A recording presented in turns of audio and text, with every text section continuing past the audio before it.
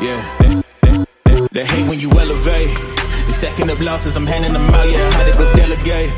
It feel like I'm floating, I'm lost in the moment, I swear I could levitate. They never believed that I would really fly, I had to go demonstrate. I had to set them straight. They hate when you elevate, elevate, elevate. They hate when you elevate, elevate, elevate. Yeah, they hate when you elevate, elevate, elevate. They hate when you elevate, yeah. I had to elevate.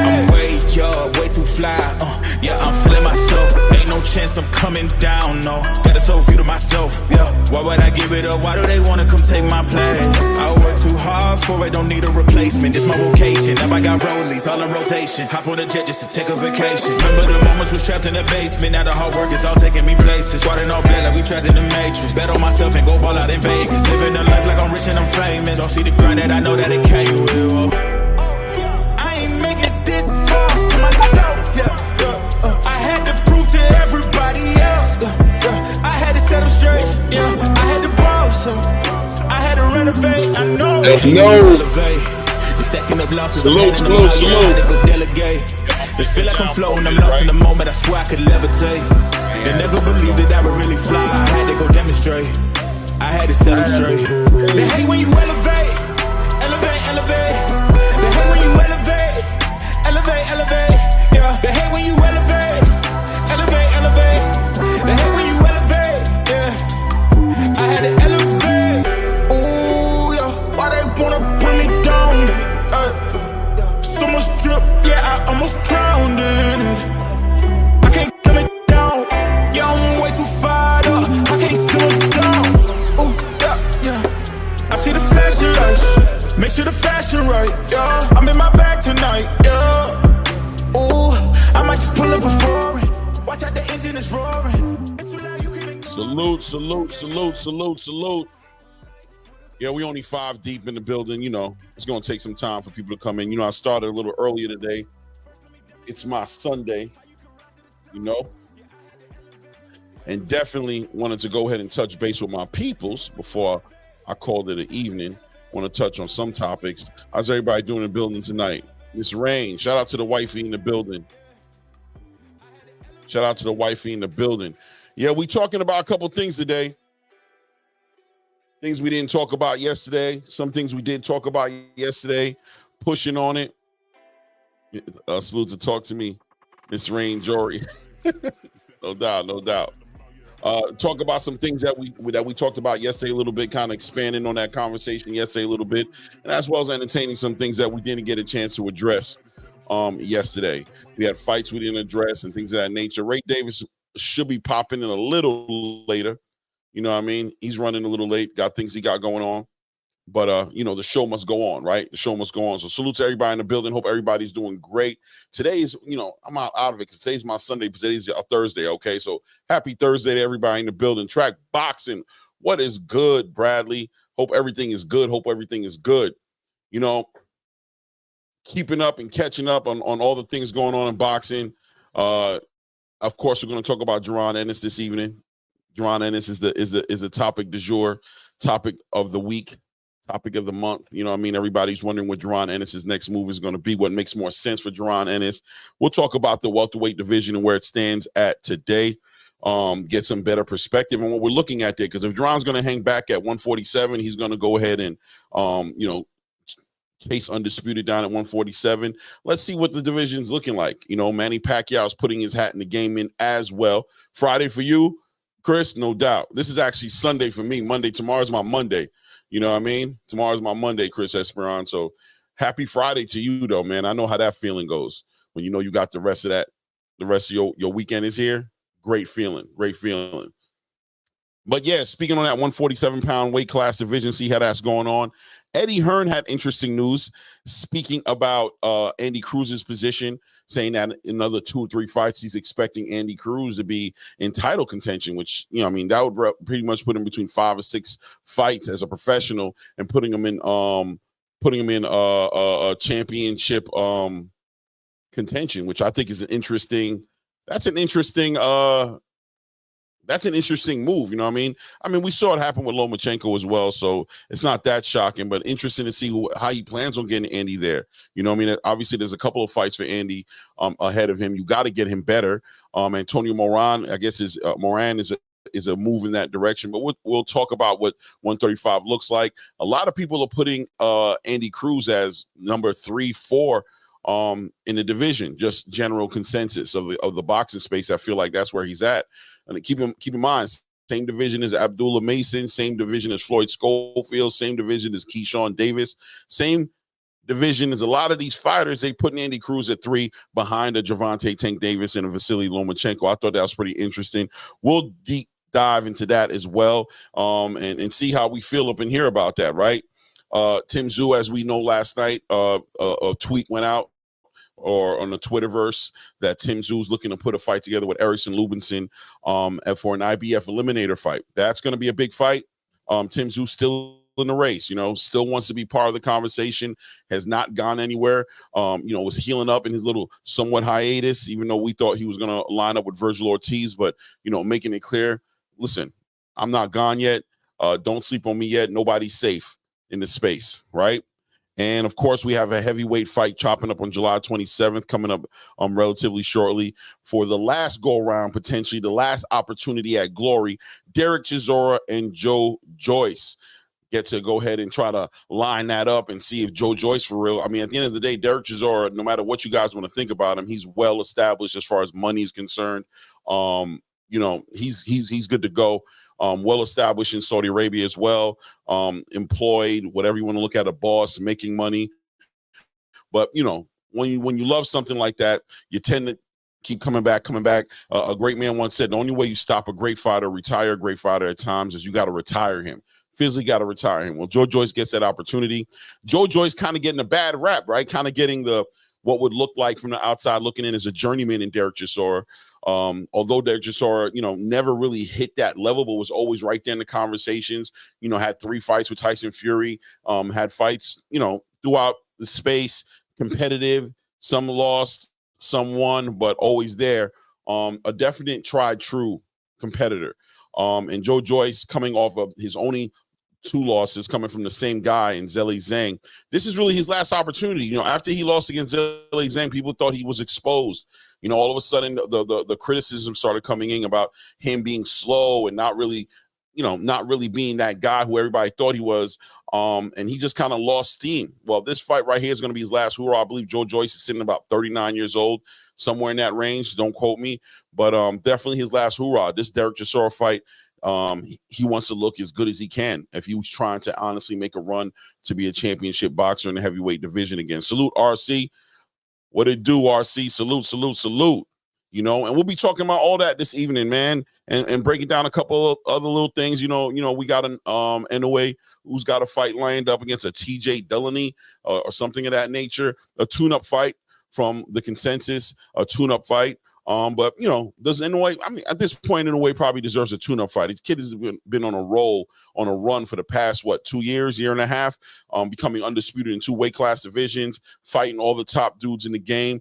A tune-up is not out of question, right? He can get a tune-up. We'll talk about that and what that looks like for him after that, though. What does that look like after his tune-up? Where does he go at that point? Is he going to defend against a mandatory? Is he thinking about going up to 126 potentially, where we have a lot of great fights at 126, and I'm sure we'd all like to see him get involved in. We'll talk about that as well. Salute Jay in the building. Salute. Salute. Salute to you guys. So what's good though? Is anything I'm missing in the box space before we tap into it? What you guys been following? What are we following in the chat, man? What's big in boxing right now that you guys are? What's the talk of the town? I don't watch these other channels too much. Not that I don't like them or anything like that, but I'm a busy man. Outside of this, I got things I'm doing. But what's going on in the space besides what I'm talking about? Is anything good that I should know about, or am I pretty much getting ready to cover the most hottest things in the boxing space right now? I'm trying to think where to start at. Where should I start at? What am I really interested? Let's get at Manny a little bit. Let's talk about Manny. Manny Pacquiao back at it, back in the building, putting his stake in the claim. Manny's saying he's making a return back to 147. We're all hearing the rumors. It's still not solidified yet, but from what we understand, Manny Pacquiao is trying to make a run back at 147 to challenge Mario Barrios. What we got here? Salute, Hood Rich. Salute, King. Salute. How you, family? How you? You know what I mean? Yeah, Manny Pacquiao back in the conversation, trying to get in 147, the division of Boots Ennis, and has decided, let me see here. Lion Raj. Oh, yeah, Big Sarge. That's a fact, right? He got charged with vandalism, but I don't know. Is that big news, Big Sarge? I mean, does he care? He got charged with some vandalism. He's going to pay a fine. Maybe he'll get a little probation. Well, you know, I mean, I don't expect to see Ryan Garcia on the side of the road picking up garbage or, you know, doing any type of real community service that's going to embarrass him. He's going to pay out some money and do what he does. But also, I'm hearing Ryan Garcia is actually speaking about, I'm hearing rumors about him doing an exhibition in Japan, possibly. I don't know how true that is. You know what I mean? You know, he's out of the country, so I guess any suspension he has going on here, as long as it's not a sanctioned fight, I guess he's eligible to do what he has to do, and all power to him. Let him get to his bag. Manny right now is 45 years old, JJ. 45 years old. Yo, blessings to you, Hood Rich. Salute, King. Blessings. Yeah, Manny Pacquiao, 45 years old right now. Looking to get a Mario Barrios. Trying to get himself back in the conversation. You know, like I said earlier, when you love the sport, it's kind of hard to walk away. But what kind of Manny Pacquiao are we going to be looking for in a return fight against a Mario Barrios? Although Barrios maybe not be, I mean, where do we rank Mario Barrios in the welterweight division? I mean, obviously he's a champion right now, especially he's an upgraded champion, being that Terrence Crawford is a champion in recess right now with the WBC, but where do we rank him? Like, is he pretty much the second guy behind Boots Ennis? Is he number 3 guy behind a Stanionis or Brian Norman? Or where do we rank him at? At the end of the day, in comparison to a 45-year-old Manny Pacquiao, what are we expecting to see, right? Is Manny Pacquiao, what is he known for? He's known for being explosive. He's known for being athletic. All these different things, powerful, you know, all these different things that we know Manny Pacquiao to be. At 45 years old, is he going to be able to deliver on those things? You know, explosive power doesn't go. You know, they say with age, power is the last thing to go when you're getting older. But the speed, the athleticism, the muscle memory, the muscle twitch memory, and his ability to react. Are we expecting that kind of Manny Pacquiao? And if so, if he doesn't have all those variables, all those intangibles that he had when he was at his best, what do we expect from him at a present time right now, fighting against a Mario Barrios, who's a champion, and is a developed fighter? Once again, I don't look at Mario Barrios as like this A-level fighter. Maybe I'm wrong. You guys correct me. I don't rate him at the A level, but I think I would say that he's a solid B+ to B+ fighter. Like, he's there. He's a great dance partner, right? What are we expecting to see from Manny Pacquiao? I mean, to fight a Mario Barrios at this point, I don't think I'm looking at him to do much. I got to say that I'm probably leaning towards Mario Barrios. I mean, I want to lean towards the history of Manny Pacquiao that I know him to be, who I'm used to seeing from back in the day. I don't think Manny Pacquiao's fought in about 3 years now. It's been about 3 years. His last fight being against Yordenis Ugas, right? Let's see here. Big Sarge says, presently at 147 is Boots and everyone else are basically grouped together. I feel you, Big Sarge. I think that's a pretty good a good breakdown right there. Let me see. Facts, Sarge. That's what RC said. So Barrios not elite, but Regis elite. LOL. Oh, Hood Rich. We're going to do that. Look, both of them are not elite. They both in the same category as far as I'm concerned. Mario Barrios and Regis Prograis about the same. I mean, I'll give Mario Barrios lean more towards Mario because he's a little more fundamentally sound than Regis Prograis. You know, stays behind his jab. You know what I mean? Decent defense, decent power, decent athleticism. He's right there in the middle. You know what I'm saying? He's right there. He's floating around in there, but he's definitely not A, right? I mean, if we're saying Boots Ennis is an A-rated fighter, what are we going to call Mario Barrios? We can't call him in. We can't say he's A-rated. In all fairness, we have to be honest about that, right? So I don't know what Pac-Man's coming to do. Guys, I'm going to be honest with you. I know why Barrios is probably doing it, probably for the money. Let's be honest. There's money in there. He's going to get to the check. You know, why not get a legend on your resume? I mean, it's not like you beat a young and active Manny Pacquiao, so you can't really run around the boxing space gloating or, I beat Manny Pacquiao. That's not what I expect to see coming from Barrios, but I mean, there's going to be some money involved in there. It keeps him busy, right? Better than getting his ass whipped by Boots, I guess. You know what I mean? Yeah, for sure, Hood Rich, right? Like a B+, exactly. Pacquiao versus Barrios is a glorified exhibition bout, 100% Big Sarge. Barrios has been blessed with an opportunity to get some money, move around the ring, stay behind the jab, and just don't get caught with nothing funny or weird. Because there's a lot to lose if Manny clips you and gets you out of here and takes your belt. It really says, what do you say about Mario Barrios at that point? He's already a B+ fighter in front of a lot of us. I mean, that takes him down to, I don't know how far. And how successful do we think Manny Pacquiao, let's say Manny Pacquiao does get the victory. Let's say he beats Mario Barrios, becomes a WBC champion. Who's he going to compete with next? I guess Brian Norman maybe? Or does he defend the title? I mean, I don't see where Manny Pacquiao fits in this conversation. We'll see what he does and how he decides to carry it. I'm definitely leaning towards Mario Barrios to win the fight, but let's see what kind of Manny Pacquiao we get in the ring. Maybe he's been staying in shape, staying in the ring. Maybe he's, maybe we'll be surprised at what he has to offer. What we got going on in the chat here? Oh, yeah, salute East Side, easy in the building. Salute.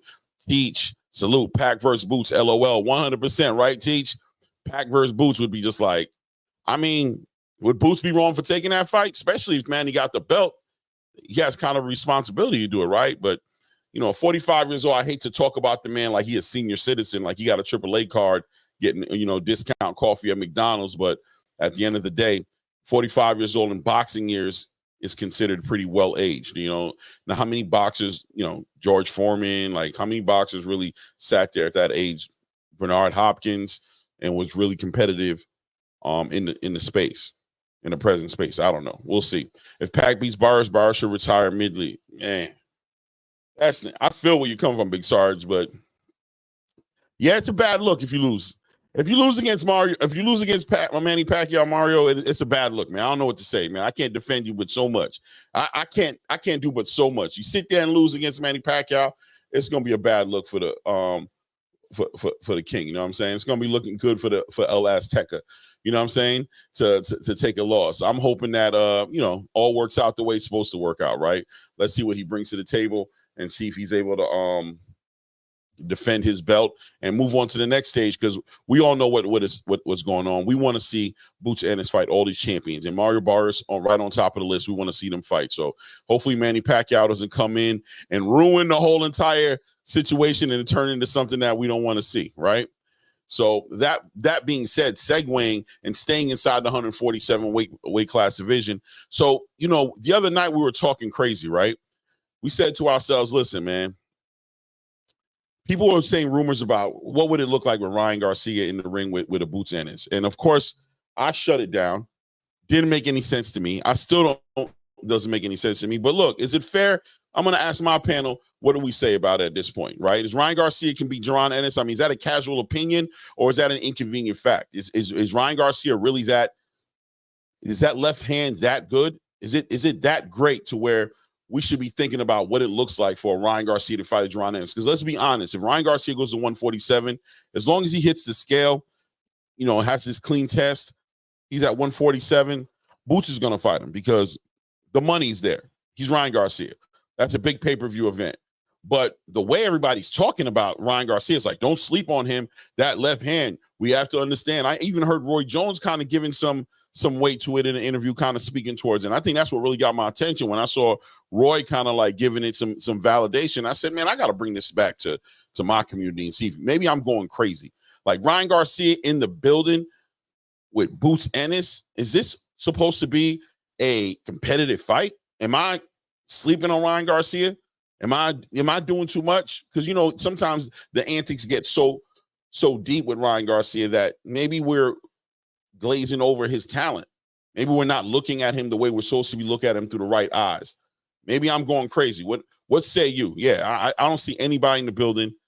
JR Spock said Pac-Man needs to retire ASAP. JR, Pac-Man was already retired from what I understand. So what does he need to do now? You know what I'm saying? Absolutely not. Ryan Garcia should be banned from boxing, in my opinion. Talk about it. I'm not entertaining the thought, no doubt. I want to see it. RC says you want to see it. D-Town Funk, salute. People have doubted that left a few times. At this point, I would say it's possible. All right, D-Town. I guess you listen, man. I guess you got to respect that left hand, and Boots got to keep that right hand up, right? He got to keep that right hand up because, Ryan Garcia is putting down bison and cows and horses out there with that left hand. So what do you think he's going to do to you? Salute to Charles Edward Cheap in the building. Yeah, I'm never going to waste my time watching Ryan Garcia. When the guy picked Sarge, I picked different. I feel like if Ryan Garcia got inside of the ring with Boots Ennis, I think we're all watching it. And you know why we're watching, right? We're watching the fight because we want to see Ryan Garcia get that punishment, and we know what Boots is going to probably do, break him up. I mean, it can go from a quick knockout, or it could be a long, grueling 5 to 8 round, breaking him apart, breaking his ribs again, breaking his jaw, shutting an eye, putting a knot on his head, knocking teeth out his mouth. You know it's all possible when you get Boots in the ring. It's going to be pure violence. And, just like lining up with and I don't want to hate on Edgar Berlanga, but, parts of me want to see him fight Canelo Alvarez just to, barbecue a mildew. Either he's great and he stops Canelo Alvarez, or Canelo just washes him, right? But, as long as this thing's going on, let him get in the ring, right? Let Ryan go ahead and get in the ring with Boots Ennis. That might be the justice everybody's been looking for. You never know, right? Boots is definitely in a position, though, and in that 147 weight class division, if he's going to stay there and work on, collecting these titles to become undisputed, there's not really a lot of, big fighters. There's not great dancing partners down there for him. I really think Boots is just levels ahead of everybody in that division. I don't see any competitive fights coming in that division. I mean, I don't know who you guys want to put in there to say it's going to be competitive with Boots, but maybe Mario Barrios, maybe. I don't think Stanionis is going to be there. I don't think, Brian Norman, I don't think so. It would have to be Mario. It has to be Mario. So, why not take a Ryan Garcia fight? Get yourself a good payday. Get yourself a fan base. Ryan comes with that huge fan base. That's cross promotion for Boots Ennis to put him up higher in the food chain in boxing as far as getting closer to a face of boxing type of accolade. Why not? Maybe Boots could do it. I mean, maybe Ryan could do it. You'd have to look at it like that, right? You'd have to see it and say that's the way you'd have to sell the fight for the fight to be worth anything to anybody, worth for anybody watching, right? So we'll move on, move the needle, you know what I'm saying? Keep on talking. Andy Cruz in the news. Like I said, Eddie Hearn sharing with the world that he believes that Andy Cruz is 2 or 3 more fights away from a title contention. Now, I give Andy Cruz all of the credit in the world. I give Andy Cruz all the credit in the world. I mean that. But at some point, do we all need to settle in some sort of reality, or is Andy Cruz really that guy? Does Andy Cruz in 2 to 3 fights, 5 fights, 5 to 6 professional fights, line himself up in a way to be contending for one of these titles? I mean, Eddie Hearn seems to think so. He believes that that's exactly where Andy Cruz belongs. But keep in mind, 135, where Andy Cruz is at right now, Keyshawn Davis, Abdullah Mason, you can go down and let Floyd Schofield, right? Even Aston Sylvia, obviously the top names in the game, the Williams Zepeda, the Shakur Stevens, the Gervonta Tank Davis, the Lomachenkos, all these guys. Are we ready to see Andy Cruz? Have we seen enough from Andy Cruz to say that that's something that's realistic? Is that what we're looking at? Andy Gomez is good, but he will get found out at the top level. Maybe. You know what I mean? What belt does Eddie have at 135 unless he gets Shakur? That's true. That's a fact. Norman is the best fight. I think we were talking about that. Okay, went back. I'm interested in an Andy Cruz versus Keyshawn Davis. Obviously, I mean, I don't think he should even be thinking about being. When I hear him say that he's going to be in title contention in 2 to 3 fights, to me that means that him and Keyshawn Davis should be fighting soon. Because I don't even see how you would even entertain getting out of belt without getting at Keyshawn Davis. And Keyshawn Davis is for sure getting ready to position himself in title contention. He might be there already. He's number 3 in a lot of these sanctioning bodies and not too far away from 3 in the other ones that he's not 3 in. So Keyshawn Davis is going to be a factor at that point. Andy Cruz, Keyshawn Davis, great storyline, a fight that I think a lot of people want to see as everybody's becoming more and more familiar with the story. between Keyshawn and Andy Cruz.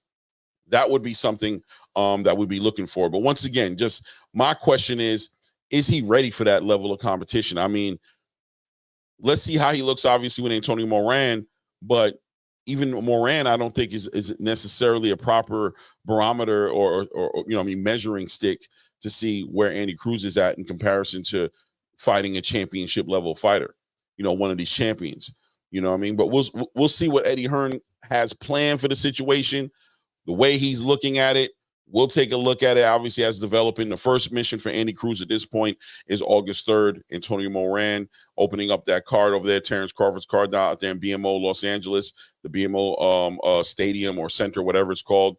Let's see how he performs in that fight.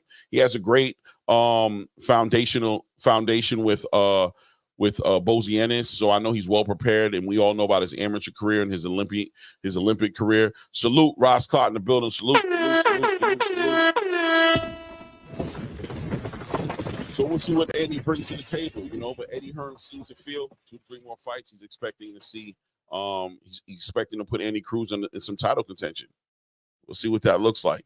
You know what I mean? We'll definitely see what that looks like. Let's see here. Let's fly through this. Not go too slow, but let's not go too fast. Let's go with let's go ahead and talk about it, man. Let's talk about Joe Derek. You know what I'm saying? Joe Joyce versus Derek Chisora, a fight. I think it's going to be a good fight, guys. I'm not going to lie to you. But both these guys are kind of, like I said, Joe Joyce lost. I don't know what happened. He was on a certain trajectory. He lost 2 fights in a row to top Zhilei Zhang. I thought that would be like honorable losses, but the game just kind of forsaken Joe Joyce, right? Threw him away. The Extreme said Eddie Hearn making moves. Well, he got to stay making moves, right? He's got to stay making moves. But I don't know what that's going to look like with Andy Cruz. I'm not going to lie, man. Title contention, I don't know. Parts of me just want to say lack of development potentially. Like, should he be fighting a little bit more often? Should he be in that space, just a little bit better space before we put him in title contention? Like I said, I give Andy Cruz all the props in the world. I really do. I think he's really a super talented fighter, but sometimes you can't skip steps, in this game. Some games you just can't, or you shouldn't skip steps in for your own development, for your own protection, for you to be who you're going to be. And at the end of the day, Andy Cruz, although he's an older fighter, his professional career is too short. But anyway, Joe Joyce versus Derek Chisora. Joe Joyce versus Derek Chisora. I mean, I don't know what to call it with that. Joe Joyce beats a Derek Chisora. Let's say he knocks him out. Where do we see him at that point? Does he get into the conversation now? Is he ready to fight in the Jeet Cabiel or Frank Sanchez? I mean, we're not putting him in the conversation with the Philip Ergovich, or putting him even higher past that into the Daniel Dubois. Maybe he gets a rematch with Zhilei Zhang. Joe Joyce, Zhilei Zhang 3. Redemption. I don't know. He's also kind of old, at 39 years old in the game. Heavyweights, though, seem to be able to hold that weight a little bit better, hold that age a little bit better, should I say. But what Joe Joyce going at this point? Is he trying to aim at one of these titles? It's a busy division right now. Heavyweight division is really becoming top shelf again. You got your top guys in there. Pay-per-views is going to start selling. You got this big fight coming up with Anthony Joshua and Daniel Dubois. I don't know where Joe Joyce fits in that conversation, what to expect from a Joe Joyce. You guys maybe can shine a little better light on it from y'all point of view. I mean, even right now, you got Jarrell Miller and Andy Ruiz getting ready to go at it.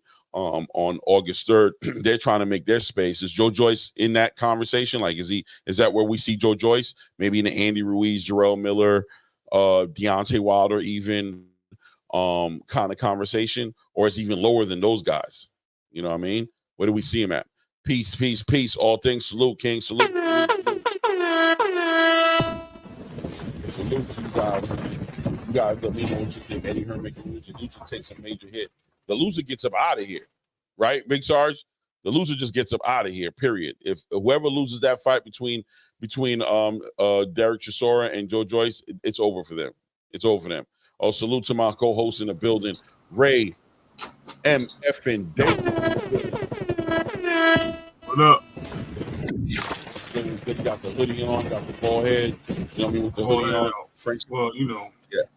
We ain't all the way faded, you know. But it's all good. You can't see. You can't tell. What's no up? doubt. Yeah, I ain't even looking for that. All right, we ain't looking for that. Hold on. Big Sarge said Frank Sanchez looked out of shape in his last fight. Frank Sanchez had more of an injury than being in shape. I think, you know, what we saw in his last fight, that's one of those fights, once again, where it's just like, look, I don't judge him on it too much. You know what I mean? I'm more interested in seeing his next fight to kind of confirm what I was seeing in that other fight, to see if that was an injury or are we watching a decline, a decline in Frank Sanchez. What's good with you, Ray? I was holding it down. Yeah, kids had practice today. Had to do all that. You know what I mean? Salute to everything, all things. Anybody out there? You know what I mean? Sorry, we're gonna be late. I gotta run off again because I gotta go to the job site. But I'm gonna bring my book with. I'm gonna bring my book with me, so you know I'll be in there online. You know what I mean? Over there, it'll just be a weird background. Then that's pretty much it, man. That's pretty much it. No doubt, no Big doubt. Star, You want to know? Tone king. I'm the context king. Huh? Text who? He said I'm the context king. Yeah. Yeah, he wilding. No doubt, no doubt. He likes putting things in perspective in his own way. So we're gonna use a new word today. See if we change it up. No doubt, no doubt. Tone Dev said, "Did you roll the wheel?" No, I haven't rolled the wheel. Actually, what we're gonna do is I talked to the Keji, so he's definitely not part of it. He's out of it, so we do have to roll the wheel again. I kind of wanted to make sure I put on the thumbnail because literally he just let me notice like I gotta look like maybe 10-15 minutes before I got on the live. Said that he wasn't gonna be able to get on the live, but that he was also he's UK based, by the way. He told me he's out in the UK, so that would have also been interesting. You know, I never thought about how to deal with my UK guys, but you know, we're gonna figure it out one way or another. If it's a UK guy, it's a UK guy. But yeah, he was basically like, you're gonna have to pass on that. So we gotta respin the wheel. But what I'm gonna do is we're gonna probably do it on Tuesday. I'm gonna, you know, advertise it, try to get everybody in here, give everybody a chance, because what I don't want to do is keep on spinning that damn thing with 20 people, 30 people in here and keep on getting people who not in here, you know what I'm saying? And have to go through what we went through on Tuesday. So I'm going to make it official. You know what I mean? We're going to push it out to next Tuesday. Still doing four giveaways. That'll be our second one still. You know what I mean? You guys keep track of it, whatever have you. But yeah, that's how I'm handling it, Tone Deaf. We're going to do it on Tuesday, you know, on the thumbnail. I'll properly promote it this week, put it out there so people know to come out, so we don't have to go through that 5, 6, 7 times spinning that damn thing trying to get somebody who's in I know in you the chat. Big Sarge. I know. I'm rocking with you, dog. I actually think you're funnier than T. Orlando. He tries to get me to laugh all the time. At least you got me laughing. Only people in the chat on the wheel. Yeah, I think I might do that too. I'm not going to lie to you. I think you're right. I think that's something I'm entertaining to Orlando. It makes sense. You know what I mean? Obviously, that's something I got to put some work in. I got to, like, you know, probably what we're doing Tuesday is as people are coming in, I'll start adding them to the wheel, and then sometime midway or a little past midway through the show, we'll do the spin. You know what I'm saying? We'll do the spin like midway, halfway. Once we get like 40 to 50 people on the wheel, then we'll spin it. So that way, and only the people in the room are available for it. Right. Yeah, JR. Yeah, exactly. This giveaway thing, I'm learning so much about it. You know, this will be my first time having to coordinate something like this on the internet. Definitely learning a lot about this shit. You know what I'm saying? Doing this giveaway. Not looking forward to doing it again either. Like, just want to kind of get through this because it's a mission, man. Just cut to the chase and give me the cash. I'm unemployed, no doubt. To Orlando, I hear you. Yeah, you're an unemployed man up in the coast, up in Dominican Republic. You know what I mean? Doing thing. I thought he was in Puerto. I mean, wasn't that? Did he say he was somewhere out there like last week or the week before last? He was chilling. Yeah, chasing strolls. I ain't gonna say what he said, but you know, that's what he told us. Can we buy an extra spot on the wheel? Oh my God, no, we're not buying nothing because that's all I need to be selling raffles and. Nope. This is just for you guys, for the love, and we spinning the wheel, bro. We putting your names in there. See, that's what I want to do is be able to put your names in there twice, like put your names in there again. But I don't know. But I'm jacking what Orlando was saying. Like, just the people in the chat, put them in, erase the whole entire the database of the 1,000 people that's in there, and just give it a, you know, put just the people in the chat inside of inside of the machine. So when it spins, it's guaranteed to hit somebody in here. You know what I'm saying? Yo, Knockout Box 8-6. Yo, Knockout, man, I've been following you lately and listening to you build, man. I like you, bro. I think you be building on some real shit, bro. You're a thorough dude, bro. You know what I'm saying? I don't agree with everything you say, but I think you come with real logic and practical thinking with everything you say, like, even if I disagree with it, I gotta like think on it. You know what I'm saying? I think that's a good thing. You don't come off like super unbiased and super fanboyish or anything like that. So salute for being in the building, man, giving my channel a little grace in the space with your face. You know what I'm saying? I appreciate you. Salute, King, for sure, man. Let me see, Cheech, if you do comment, it should be one entry because it's not going to be many. Right. Shout out to Flyer Frequency in the building. Texas 16 South in the building. I think you should leave the 1,000 subscribers and people in chat on it. See? You see? You can't win. You know what I mean? That's why I wanted to so hard, bro. I'm gonna figure it out though, because we gotta get this bread out. I gotta get this bread out. But Ray, yeah. So we were talking about, when I started, actually, and since you're here, we can go back. I gave everybody my opinion on a little bit. You can give your opinion on it, right? One of the big things going on right now is just Ryan Garcia that I'm hearing about is just Ryan Garcia, fighting in Japan, and this thing. Like, people really thinking that Ryan can do this. Like, people really question. They're giving legitimacy to his left hook, and we're sleeping on it, and we're becoming unbiased because we're looking at Ryan through one lens. We're not recognizing, how talented he is with his left hand, and anybody who gets hit with that, blah blah blah blah. Why? I don't get it. You know what I mean? Is that a casual fan opinion, or is this an inconvenient fact that we have to consider it? It's both. Can he catch somebody if Boots allows him to hit him with a shot? Yeah, it could. Anybody. It's not just Boots. And you got a good left hand. Ain't nothing to sleep on. But at the end of the day, I think Boots also has a beard. You know what I mean? And I think if he hits Boots, it's going to take more than 1 or 2 or 3 left hooks to drop Boots. Like, he had to catch him on something really weird and sleeping on something to knock him out. But from the casual point, but that's the factual part. But the casual point is, you got people like really just thinking that this guy is a boxer, bro. He's not a boxer. He's just a guy. I mean, is he not a boxer at this point? No. His job, his occupation is a boxer. But what about all the amateur experience he brings to the table? What about all those tournaments that he won? I mean, but he was just swinging hands, bro. He's not set up for punching with leading with jabs, and he has terrible footwork. He doesn't even show like a guard or anything. You know what I mean? Yes, I've seen him do it when he's training, but when he's in the ring, when have you really seen him put his guard up and really be defensive? He has a Philly shell or silly shell, whatever you want to call it. You know what I mean? And he balls up into a tight space. Like, who does that? That's not even, you know what I mean? Like, these are all different things in boxing that are just really people don't deal with. Not to mention, you know what I mean? Like I said, he has no footwork. He doesn't use his jab well. It is what it is. Now, can he punch? Yes. Is he a puncher? Yes. Can he possibly knock Boots out? Anything's possible. I'm not going to sleep on that, but just to say that he'll beat Boots that's man. First of all, he barely beat Devin. So if I you really want to put, I don't know if people would agree that he barely beat Devin. Listen, if we go by it was a 12-round fight, right? And go look at the scorecards. It was a majority decision, which means that was 2 points on one of the cards, and I think the other ones it was one that was an even card, and then the other one was like 3 points or 4 points. Right. It wasn't that big of a round where he really dominated that fight, bro. That's what I'm saying. Like, we're looking at things differently. We really are. So okay. Well, I'm gonna say like this, right? And look, I don't think Ryan got anything.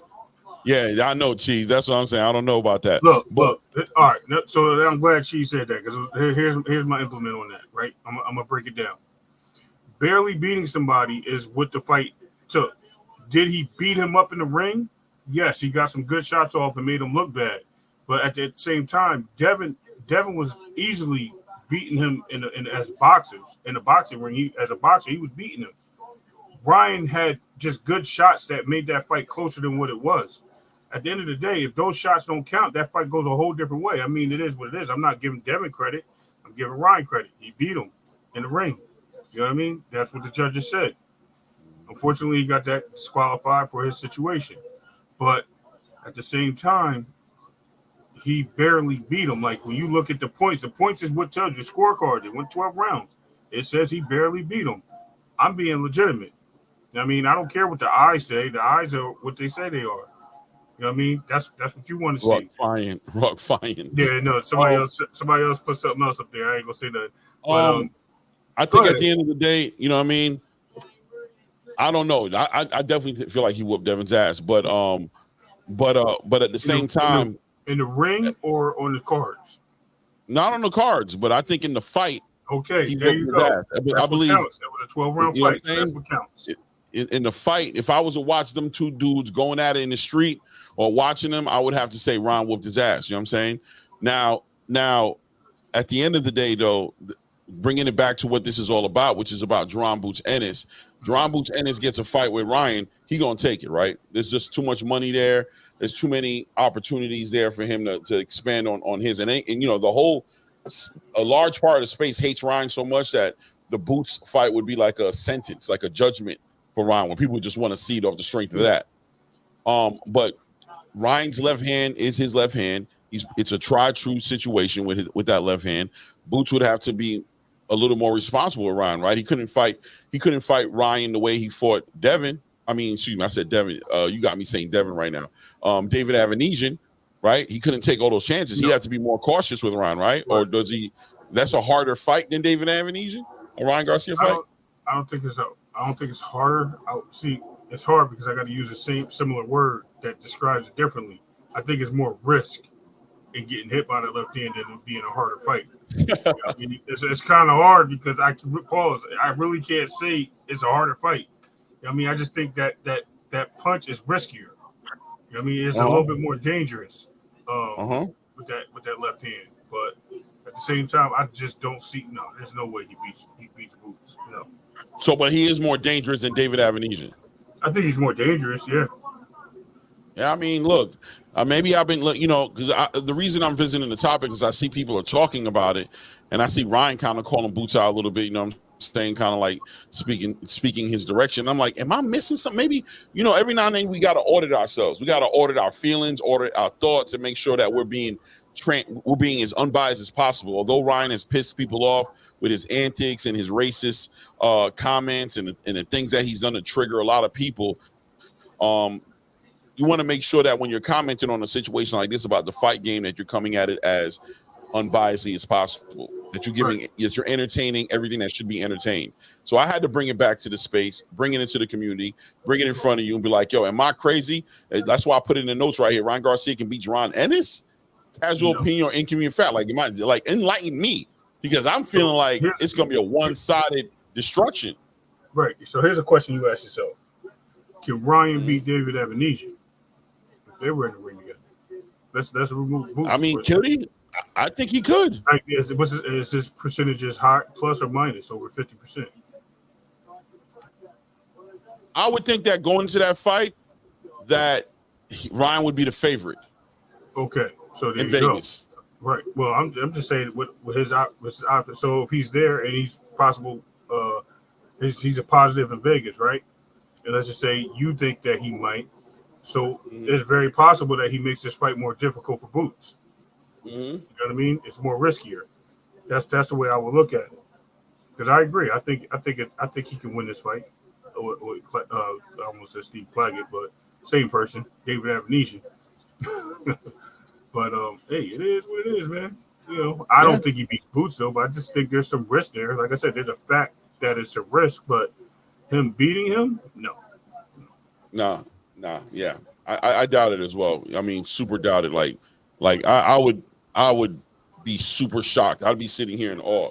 It would be more shocking to see Ryan beat Boots than it was to see Ryan beat Devin. It'd be more shocking. You know what I'm saying?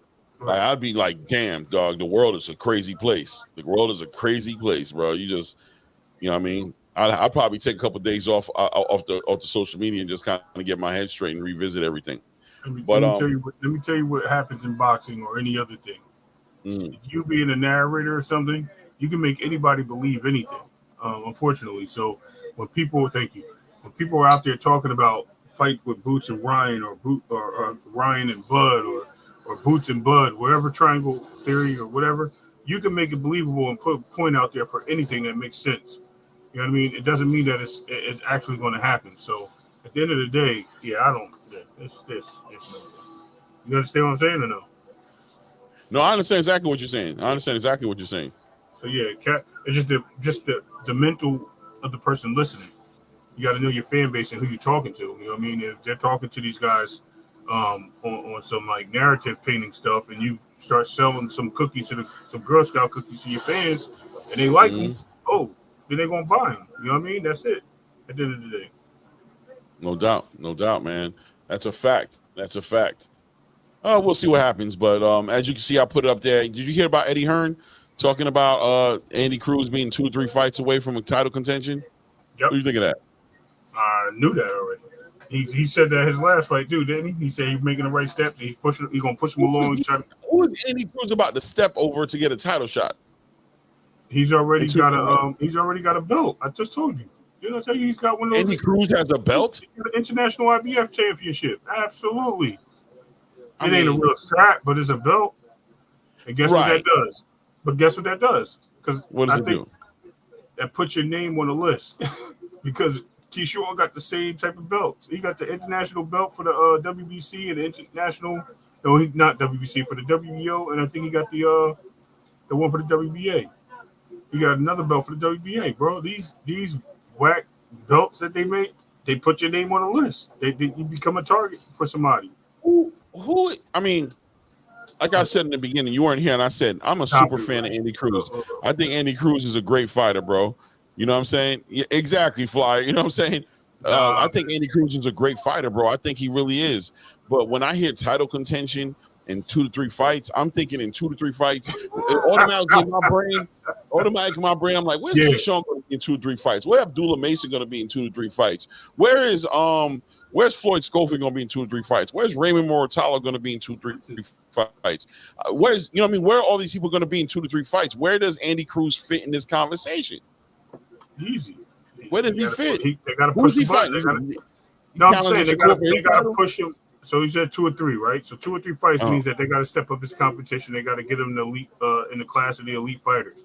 They got to get him some marquee names, and that's what they got to do. They got to pull these. They got to pull Keyshawn into the ring. They got to. I'm pretty sure that's part of the negotiation right now. Mark Chamberlain. You know what I'm saying? Chamberlain. There you go. There's another one. Like they're going to start pulling out some of these fighters into the ring to make these fights. Edwin De Los Santos, Frank Martin, right. Got to bring them in. Like with Joe Cordina, even if Joe Cordina would stake some claim ahead of Andy Cruz. I don't know. I think it's going to be Andy Cruz on the Loma schedule. Maybe JR. Maybe that's exactly what it is. We already know that's what it is. And what's crazy about it, and you tell me if I'm right or wrong. If he signs Shakur, he owns that belt, right? So he can make that match on his own. Eddie, you talking about Eddie? Yeah, Eddie. Yeah, if Eddie signs Shakur, he can make that fight right there. What Andy and Andy's already ranked in the WBC. Is he? I believe so. I believe he's ranked 8th or 9th or something like that. If I'm not mistaken, it may be the IBF. I could be mistaken. It's very possible. And I don't know what that was, but something just fell in my room. But let me double check here.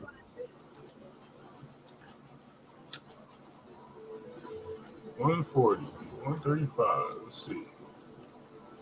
Andy Cruz is not on the WBC. He's in the number 9. I'm sorry, the IBF. I knew it was somewhere. Oh, no, he's number 8. I was right. Number 8 in the WBC. Yeah. So, and he's number 8 in the WBA. So, he's ranked in the top 10. I mean, it is what it is. I guess that's what it is, right? Right. And now all you got to do is what? Fight Abdullah. Abdullah is right in front of him. That's a fighter for that what's named as. And then Artem Haratunen, he just fought and lost. Does he stay at 7 or does he drop a point and then Andy moves up? Mark Chamberlain, he's at number 5. Like Edwin De Los Santos, number 4. These are 4 fights he can move right and get into position. He get in position. All you got to do is take 1 or 2 of those fights right there. He moves up because he's knocking 2 fighters down. Eddie Hearn is making it very realistic, and it's the same thing in all the other sanctioned bodies. 1 or 2 guys, he's moving them down. That's it. And I know he'll beat George Kambosos. He's number 8 in the IBF. And again, you got Abdullah, Mark Chamberlain, Frank Martin. All you got to do is take 2 guys down. Take 2 guys down, he moves right up. Well, we'll see how Eddie moves the needle with Andy Cruz. I did wonder. I'm saying experience-wise, I know he comes in with that amateur background. He's a gold medalist, 2-time Olympic gold medalist, right?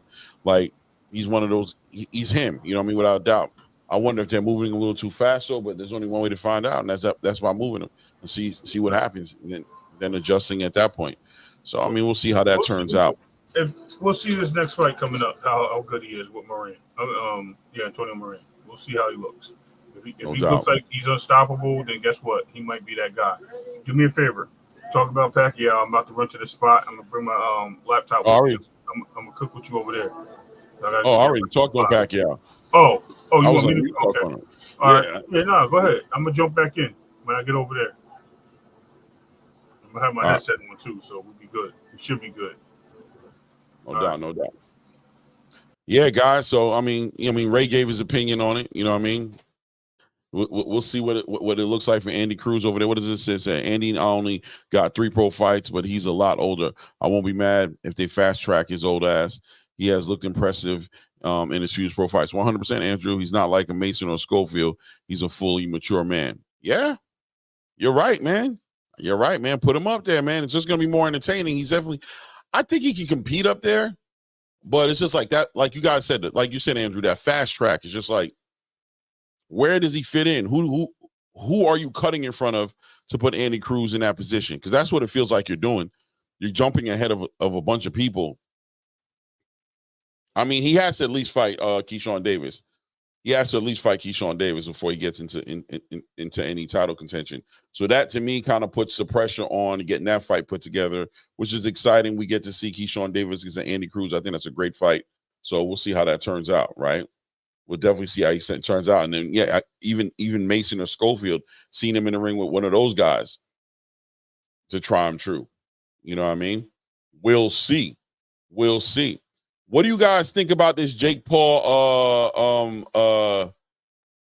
what's his name? Jake Paul and Mike Perry fight. Any feelings towards that fight? I saw the pressure a little bit today. I watched it. I don't know, pressure didn't really mean too much. It was a lot of WWF antics and talking. It was entertaining to watch. But ultimately, is anybody interested in where that fight's going to end up being? Like, do we think Jake Paul's is Mike Perry going to answer the call to the Jake Paul situation, or is he going to go out and go to sleep like all the other MMA fighters who try to fight Jake Paul? You know, I think Mike Perry does bring that age. JPZ Foshizi, okay, oh no doubt. He thinks you got Jake Paul, okay. I don't know, man. I think Mike Perry brings youth. He's not older. He's not a has-been. He's presently fighting. He does bare knuckle boxing or fighting, whatever you want to call it. Way more active, a tough guy, hard puncher. Very interested in boxing. I know for a long time has always been interested in boxing.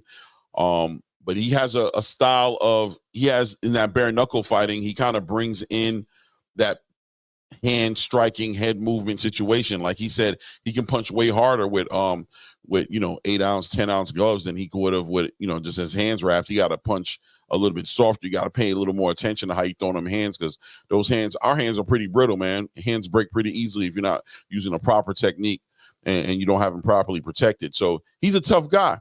This might be a good fight for Jake Paul. This might be the fight that Jake Paul kind of gets exposed in. All Jake Paul fights are fixed. Shut up.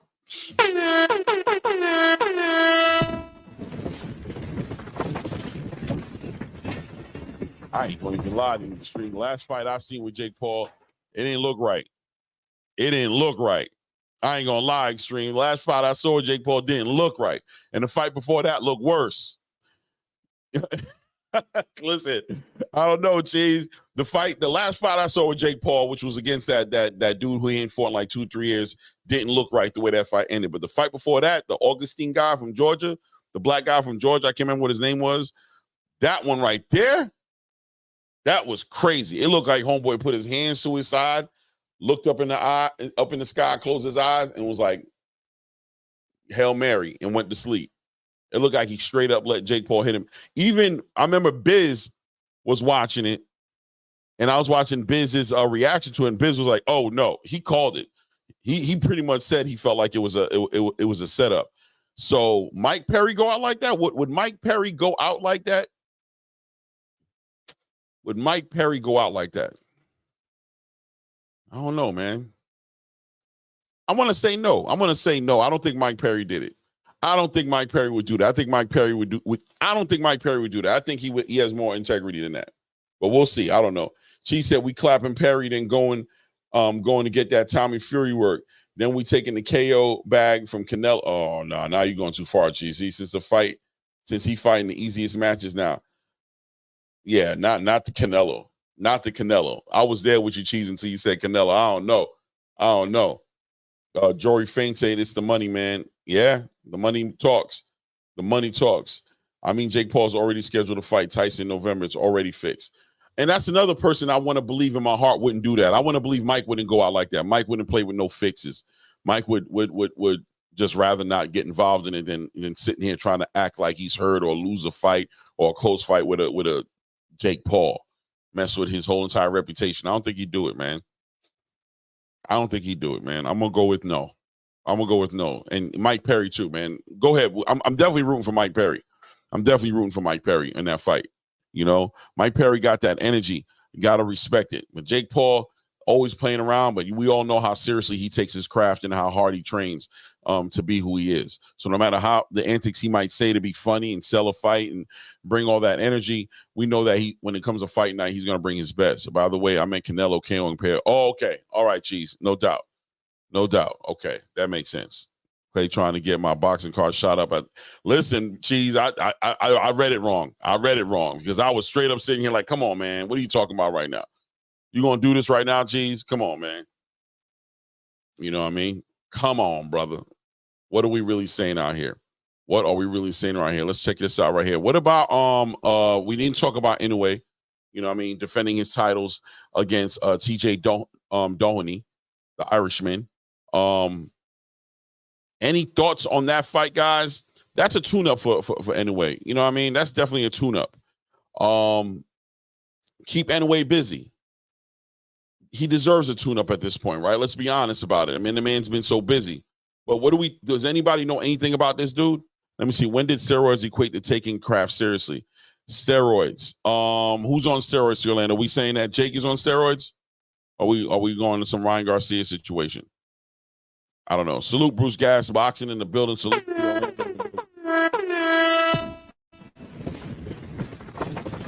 What do you mean, T. Orlando? What do you mean by did steroids equate to taking the craft seriously? We saying Jake Paul's taking steroids?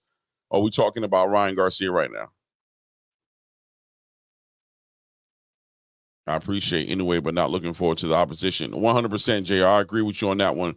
I don't think I'm looking forward to this fight at all. This guy here, this TJ Doheny guy right here, I'm not familiar with him enough to give a damn about what he's talking about, and his record isn't that impressive either. But Monster's got to stay busy. You know what I mean? And every fight can be a killer. You know what I mean? Where's he going to afterwards? So I'd like to see Monster do one more strong defense in the division, and then, you know, let's see him make a move to 126, and let's see him make some big fights here. Let's see him go at it with Shushu Carrington. Let's see him go out with who's over there at 126? I'm tripping right now. I'm having a brain fart for your ass. Pause. Let's see here. Who are we looking at?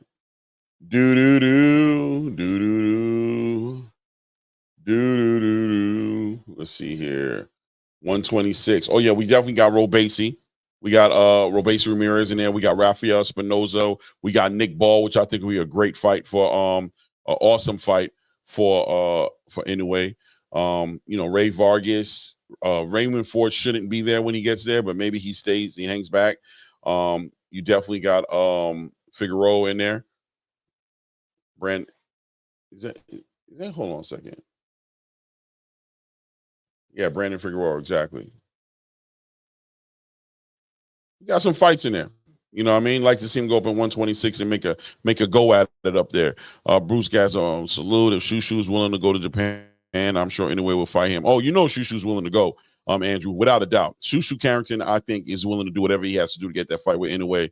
And Shushu's getting a little more vocal now, right? Like Shushu used to be the kind of guy that would give you a whole lot of no comment, or, you know, celebrate a fighter. If he had something negative to say, don't say nothing at all, right? That's the kind of fighter he always was. But all of a sudden, Shushu's become a little more vocal, and I like it, to be honest with you. I think it's going to take Shushu tapping into that space of speaking his mind a little bit more to kind of get himself out there. How many of you guys in here think Shushu could beat Inoue? You guys think Shushu beats Inoue? I personally think he does. I'm not going to lie to you. I think he beats Inoue, but it's going to be a difficult fight one way or the other. So we will see. Oh goodness, look at the time creeping up on me. But Inoue definitely deserves the tune-up. I got no problem with the tune-up for Inoue, no problems. Andrew said not now. You said Cheech. Andrew says I don't think Shushu beats Inoue. Really? Big Star says not right now. Bruce says too early for Shushu. Damn. Short answer, no. Wow. I don't know, man. I think you guys are sleeping on my boy Shushu, man. Y'all sleeping on Mr. Carrington, man. I think Mr. Carrington is built for this, man. I think he's got a really good amateur background. He's definitely got that dog in him. Inoue gonna be there to get hit. Shushu gonna find a way. I'm baking Shushu. Man, forget about it. Shushu just ain't ready. In the States, maybe, but not Japan. I mean, are we talking about like corruption right now, all things? We talking about corruption. If we talking about corruption, maybe he loses that way, but in our eyes, as boxing fans watching the fight, do we expect to see Shushu lose that fight? Just too smart. Boxing After Dark said, anyway, just too smart. I can't lie, Clay. I think Monster sleeps Shushu. Wow. He is a phenom. I agree with you, Andrew. He that good. He is good. Good fight regardless, though. I want to see if he can beat an Espinoza or Robesi 100%. I mean, I think that's what the direction Shushu's heading in. Anyway, he's not at 126, you know what I mean? So that's not a realistic fight right now. Clearly, we need to see him in the ring with who he's going to be in there with right now, which is Robesi, Ramirez, Rafael Espinoza, Ray Vargas, Nick Ball. You know, these are the fights that are in front of him to be made in the division. So I'm really interested, in all honesty, to see what Shushu's next fight is going to be. Let's see. Shushu has some focus lapses, and he will pay the price against Inoue. Monster is special. Hey, I hear you guys. We got to watch and see the fight, man. But shout out to Shushu, man. I got your back, Shu. I'm rooting for you, man. I see you pulling it off, man. I think you got the pedigree to do it, man. I think Shushu gets it done. Dinosaur. Who's the dinosaur, man? Here for boxing. What's the dinosaur? Is that the monster? Is that what it is? Is that monster? Is that what that is? Is that like something for monster? I think I'm feeling like that's something for monster. So that's what I'm feeling like it is. I'm going to go with monster. I'm going with that. That's what you guys are saying, monster. That's what I'm going for. You know what I mean?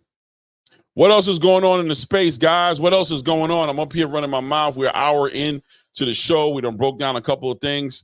What else is going on in the space? What are we talking about today? What are we talking about out here, man? Kaju Clay. Okay, Flyer. Sure. All right, Kaju Clay, for sure. What's going on in the space, man? What am I missing, man? I'm really trying to. What are we missing in the space? We talked about so much this week. Today's my Friday, or excuse me, my Sunday. We built on so much. I don't want to beat a dead horse. We don't need to talk about Jaron Ennis going to 154 and how I feel about it at this point. I think I've made so many arguments about where I want that fight to go. Let's see, here for boxing. I mean, that's what's all. That's what all things does when I join the live stream. Hello, no doubt. Okay, I got you. We already beat the dead horse in with Boots Ennis and how I feel about what he's doing and where he's going. And let me ask you guys this question. Let's break down the welterweight division a little bit here. Let's break it down a little bit right now. we already know who the number one guy in the division is. We know the number one guy is definitely Jaron Ennis. Hands down, no argument, no.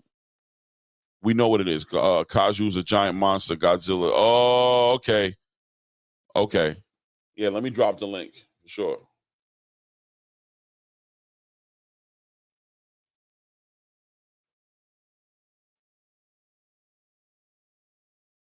There we go.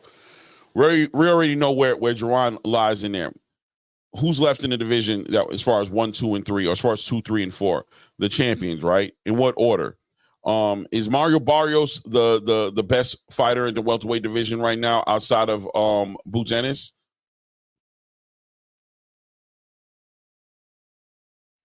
Oh, no doubt. Yeah. Ashton Sylvie, no doubt. Ashton was supposed to fight Salute here for boxing. What's good, family? What's up, bro? Doing good. Yo, heading out to that Madrimal fight too, man. Yeah, I'm going out there. Yeah, my boy grabbed the tickets today. Holding the gun to my head. We got some good joints though. His I don't want to say a whole lot, but his lady is friends with some superpowers in the boxing world. And we got these seats. It's like, I think the stadium is new, but the suite is crazy. And for $300, we getting like all the food, all the drinks, everything we want for $300, ticket included. That's a monster. I'm gonna send you the video. I'm gonna send you the video he sent me on Instagram so you can look at that joint. That joint is crazy, bro. Damn, it's a whole party. How many people going? Just me and my homie. We're gonna fly over there. We're gonna drive up to Newark and fly to Newark and go to LAX. Yeah, bro. Y'all need to send me a ticket, bro, so I can hang out with y'all. if I had it, you have it, brother. No doubt. For sure. So look, right. The whole thing with Bud and Boots, right? And I've said it time and time again. I think the people who really like keep calling for that fight, knowing what Bud said he wants, and it's funny how everybody always likes to hold Bud at every single word he says, but then when he tells you what he wants, it doesn't matter what he wants. But anything else he says, we got to hold him to that word. Like, he's not allowed to change his mind. Right. That man has told everyone what he wants to do. He wants to move to 54, clean it out, and pursue a final fight with Canelo. Maybe not a final fight, but one of his closeout fights. He wants the money. Right. And I've said earlier, I did a video on my page that Boots ain't scared of Bud and Bud ain't scared of Boots. But you got to listen to what people say. And Bozy said that they're not really looking at that fight right now. Right. He said it in so many words. So instead of holding Boots' feet to the fight, I'm from Philadelphia. I love Boots. I went to his fight last weekend. Love the show. Right. Boots is the IBF champion. So if he really, really wants the Bud fight, just simply move up to 54 and activate, your status as the lower weight champion and fight for the IBF.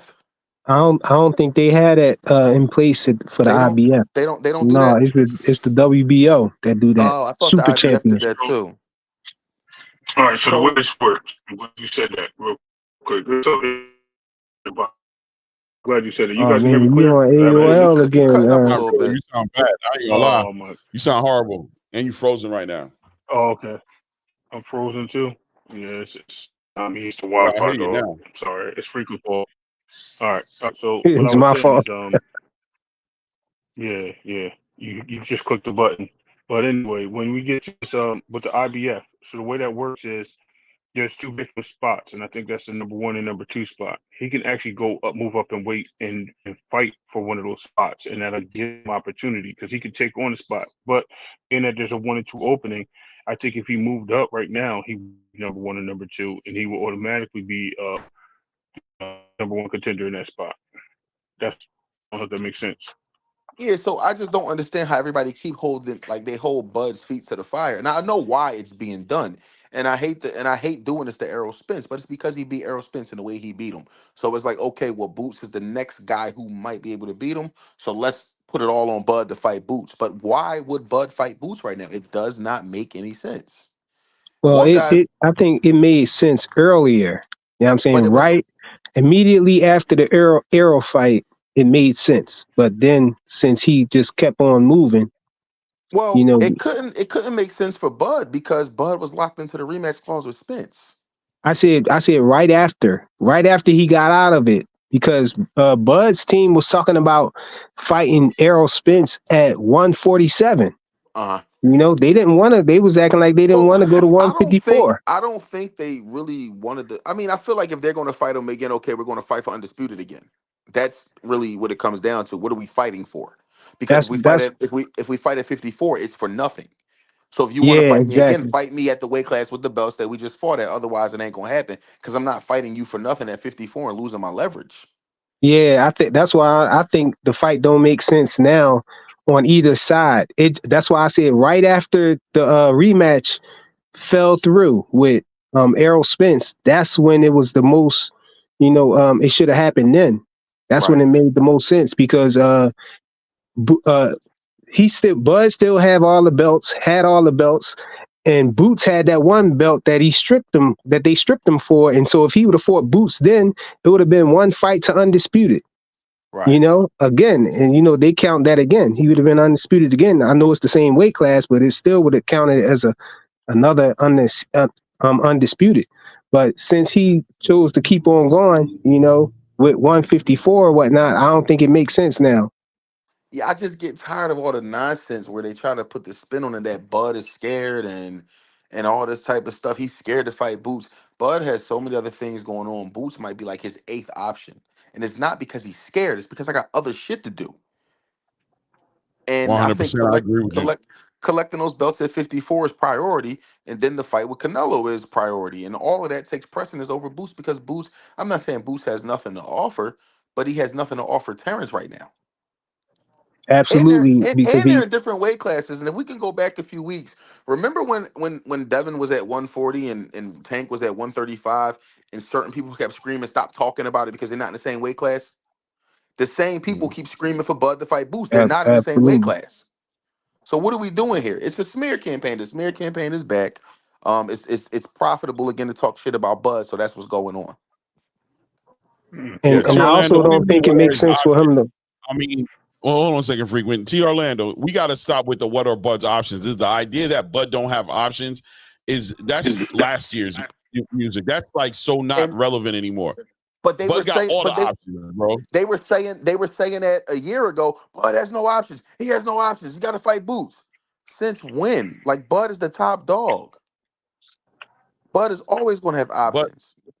last year, if you guys felt like saying that just based off Bud's silence, I wasn't going to defend it. I'm like, yeah, maybe that is the best fight for him. Canelo said no. Who else could he fight with? But right now, just seeing what Bud is doing. Come on, bro. He got all the options. What are you talking about, Orlando? He could unify and become an undisputed champion at 154. And now he got somebody who's willing to back his play and get him the money he wants to do it. So why would he veer away from that when he got Turkey Al-Sheikh? He's an ambassador of Turkey Al-Sheikh now. You know what I'm saying? Of what's going on in Saudi Arabia. That dude can do whatever he wants to do, bro. And he can fight. And Boots is one of the options as well that he could do if he feels like it. What can he do? We gotta be honest. Wait, hold on. Orlando, what do you mean? What can't he do? He can fight Errol now. He can fight the winner between Errol. He's already, right now, he is a mandatory for the WBC. WBC's made him a mandatory for the winner between Sebastian Fundora and Errol Spence. Boom. Number one is he's already fighting for 2 titles right now. He's fighting for a WBA title and an interim WBO title. Once Sebastian Fundora gets in the ring with Errol Spence, they're going to strip him of that WBO title. Terrence Crawford is going to be a full WBO champion, WBO and WBA champion, and he's going to have a mandatory to fight for the WBC title. If he wins that, he's a 3-time. He's unified 3 of the belts already. Come on, bro. Absolutely. They keep telling us Bud don't have options, but they keep saying Bud don't have options, but they can't tell you why he doesn't have options. He continues to show he has options. I don't know why y'all letting T. Orlando just trolling. I don't know why y'all. It's cool though. He's been up conversation. T. Orlando is a fruit from that poisonous tree. Yeah. Candyland product. But listen, look at the end of the day. What I think the significant thing is you don't look at it like options, but he's clearly taking his options and moving forward and has a plan and a trajectory that he's moving forward in. How are you going to paint him as he was sitting there with nothing to do where he's got one of the biggest cards of the year, if not the biggest card of the year that he's headlining in 2 weeks? you know what? I could play devil's advocate though. You know, when he's saying he don't have options, I think he could be talking about Bud not having options as far as what he's talking about, money fights, because none of those options that he have are really money fights like that. Yes, Like there he, are. Turkey's he said, involved. Not if he got Turkey in his corner, it is money. Right. So I'm gonna actually take Frequent's point and step into that box a little further. I don't think it's the money. I think it's the cross promotions. I don't think a lot of fighters. He burned his bridge with Bayern, and he's going to work with the PBC. What he's going with and what he means. If not, I mean, he might tell us on his own. I don't want to speak for him, but and he said pack Frequent, so maybe it is the money. So Frequent's right. I would think more of the cross promotion. Man, they just been trying to freeze this. you can say he getting money. You can say he get. But money's not an issue with Turkey. It's not. He's already made that point. That it's not an issue. He wants to see Bud in the ring, so he's going to pay the money. And unless he's not asking for 2 Ferraris and $3 million to fight the opponent. But Turkey Al Sheik's back at. But Turkey Al Sheik's back in Boots too, though. Okay, but how does that hurt Terrence? No, I'm saying, so how would Boots not be a big money fight then if you're saying it's Turkey Al Sheik? If he's going to get the money regardless from Turkey Al Sheik, then he could fight Boots. If you're going to go that route, because Turkey Al Sheik want to see that fight too. Y'all can mute me if my background is making noise.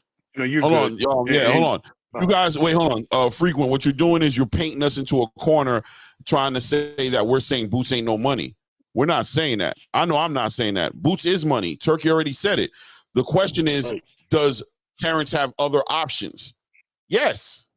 He's not somebody who's sitting here for Tirlando to sit here and say what other options he has. It sounds like there's nothing going for him. No, I think you misunderstood what I was saying. I think you misunderstood what I was saying. What I was saying is, you know, Bud's excuse for not fighting Boots is that he wants the big money fights. But if you're going to use Turkey Al Sheik, then, you know, Turkey Al Sheik's back in Boots too. So that's a big money fight then. So, but Freak, you got to understand too, though. He said he also wants belts. So if he can't get the big money, he'll go for the belts. It's not limited to money or belts. It's one, the other, or both. So Boots has to get a belt at least. Or at least he got a belt. He don't have the belt for Terrence. He don't have a belt Terrence wants or needs. Hold on, listen. Boots has a belt at 147, right? Bud is holding on to the other belts at 147. So if he beat Boots, he'll be one fight away from undisputed. He could beat Barrios or somebody like that, an easy fight, and be undisputed again. But that's devil. I don't think he should do that though. I know he already got momentum. You know, as far as moving to 154 and all of that stuff, he probably trying to acclimate to that division and everything. So I don't think it's that's not the move. But I'm just playing devil's advocate. My man said, take the IBF and shove it where the sun don't shine. He don't want it. Well, he's gonna have to get it to be understood. So either way, I'm talking about the one. I'm talking about the one at 47, not 54. Oh yeah, that one he doesn't even need that one, man. Like, we good on that. I understand that. Yeah. That's why I said it's the best way to get in the way, as Clay would say, the best way to get in the way for Boots is just to move up and get the IBF, as you were saying also here for boxing. But as far as the options go, what he's saying is the option is salute Mazuma. Mazuma. The option you see in the top rank doing business with Bud again. I don't think it's a super big deal, as I think money talks. I think Turkey has enough to make the world go round, but that's where the options come in. Aside from that, pretty much everybody else is going to be with the Zone or Oscar. So he's going to have fights. He's going to have opportunities, and any one of these guys can actually fight and get a belt. And I think some of them are cross-border. Right now, what's the dude that's on PBC that's going to fight on one of the Zone cards? He's the IBF dude. He can slide. He slid over there and fought already on the to get the belt. Right? He fight on the Zone card. So it's very possible that they're willing to work with certain people. Now, are they going to try to hide Bud and not work with him? You know what I mean? As they say, freeze them out. That's the only opportunity that they can do to hold Bud out right there. Other than that, Bud has a clear path and plenty of opportunities. Yeah, at the end of the day, right? People don't like to acknowledge what these fighters say. They like to believe that a fighter is supposed to do what they tell him to do, right? So if Bud communicates clearly what his path and his trajectory is, the response to that is going to be, I ain't trying to hear that. He's supposed to do this. He got to do that. Well, clearly he don't got to do nothing he don't want to do, right? When Bud gives you the game plan, look for a way to get what you want inside of the game plan that he's giving you. Right? So he's told you he wants to become a 3 weight class undisputed champion. You want to respond to him with, yeah, but he could become an undisputed champion again at 147. Well, that man can't talk no clearer. He can't talk English no better, right? He can't speak no clearer as to what he's going to do and what he's not going to do. So if you're going to keep on pushing the narrative for him to do something that he's telling you he's not going to do, then he's going to become petty, and he's going to go even further to make it even more difficult to get what you want. If the fight with Terrence Crawford is paramount and there's a legacy-driven agenda behind that fight, the lane is clear. It's open. We all know how to do it. You go up to 154. Go get a belt. I think it's the fans though, Clay. I think it's the fans. I don't think Boots wants to fight. Yeah, I don't think Boots wants to fight Bud more than he want Undisputed. And he already got one belt already. He's trying to go for Undisputed at 147. I don't think he's willing to drop his belt to go up to 154 and not have a belt, just to chase Bud. This is my point, Frequent. This is what I'm saying, Frequent. I'm not talking to Boots, right? Because I know what Boots has said. I know what Bozy has said. I respect what they said as well, unlike a lot of fans, right? What I'm trying to say is y'all have to accept the fact that Boots don't want to fight Terrence. Bad enough. Yeah. He's not interested in fighting Terrence. Bad enough. He's not sitting. It's not a scare thing. It's just a timeline thing. He want Undisputed more than he want to fight Bud. That's all. 100%. So this is both fighters who aren't willing to concede or submit to things that are going to take them both out of their lanes. Boots ain't willing to go out of his lane to become a 147-pound weight class undisputed champion, and Terrence ain't willing to go out of his lane to A, become undisputed at 154, B, get a fight with Canelo Alvarez. We got 2 fighters who on 2 complete paths. And that's what it is. 100%. It's not parents who need to do something and concede to everything and come back down to Boots. And it ain't Boot that needs to concede everything and come up to Terrence. The only reason either one of them should be entertaining doing something like that is if either one of them want the fight that bad. And clearly, they're letting y'all know neither one of them want the fight that bad. Well, it depends who you ask, because the people who don't like Terrence Crawford swear to God that Terrence is scared of this kid. Hold on, let me. So when Arrow fight Fundora, right? Fundora is going to lose the what? He's going to lose the WBC belt. So it's not going to be for a belt. No, whole fight. It's for the WBC. The WBO be I need to get Kenny on the show. Unless they somehow petition that. That's the only way. They'll have to petition that to work for them, where they guarantee the Bud the next fight or something like that. That's the only thing. Other than that, yeah, he's gonna lose that belt when as this fight is when he steps in the ring. I don't even want to fight something when he steps in the ring. So it's not gonna be for a belt.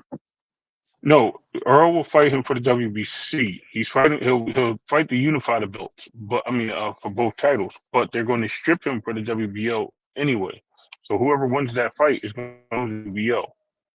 Okay, the reason I asked that because what it's looking like is going to happen is Earl's going to beat Fundora probably and get that belt, and then Bud's going to get those belts, and we're going to end up seeing Bud and Earl again. You know what I'm saying? Fighting up there for Undisputed at 154.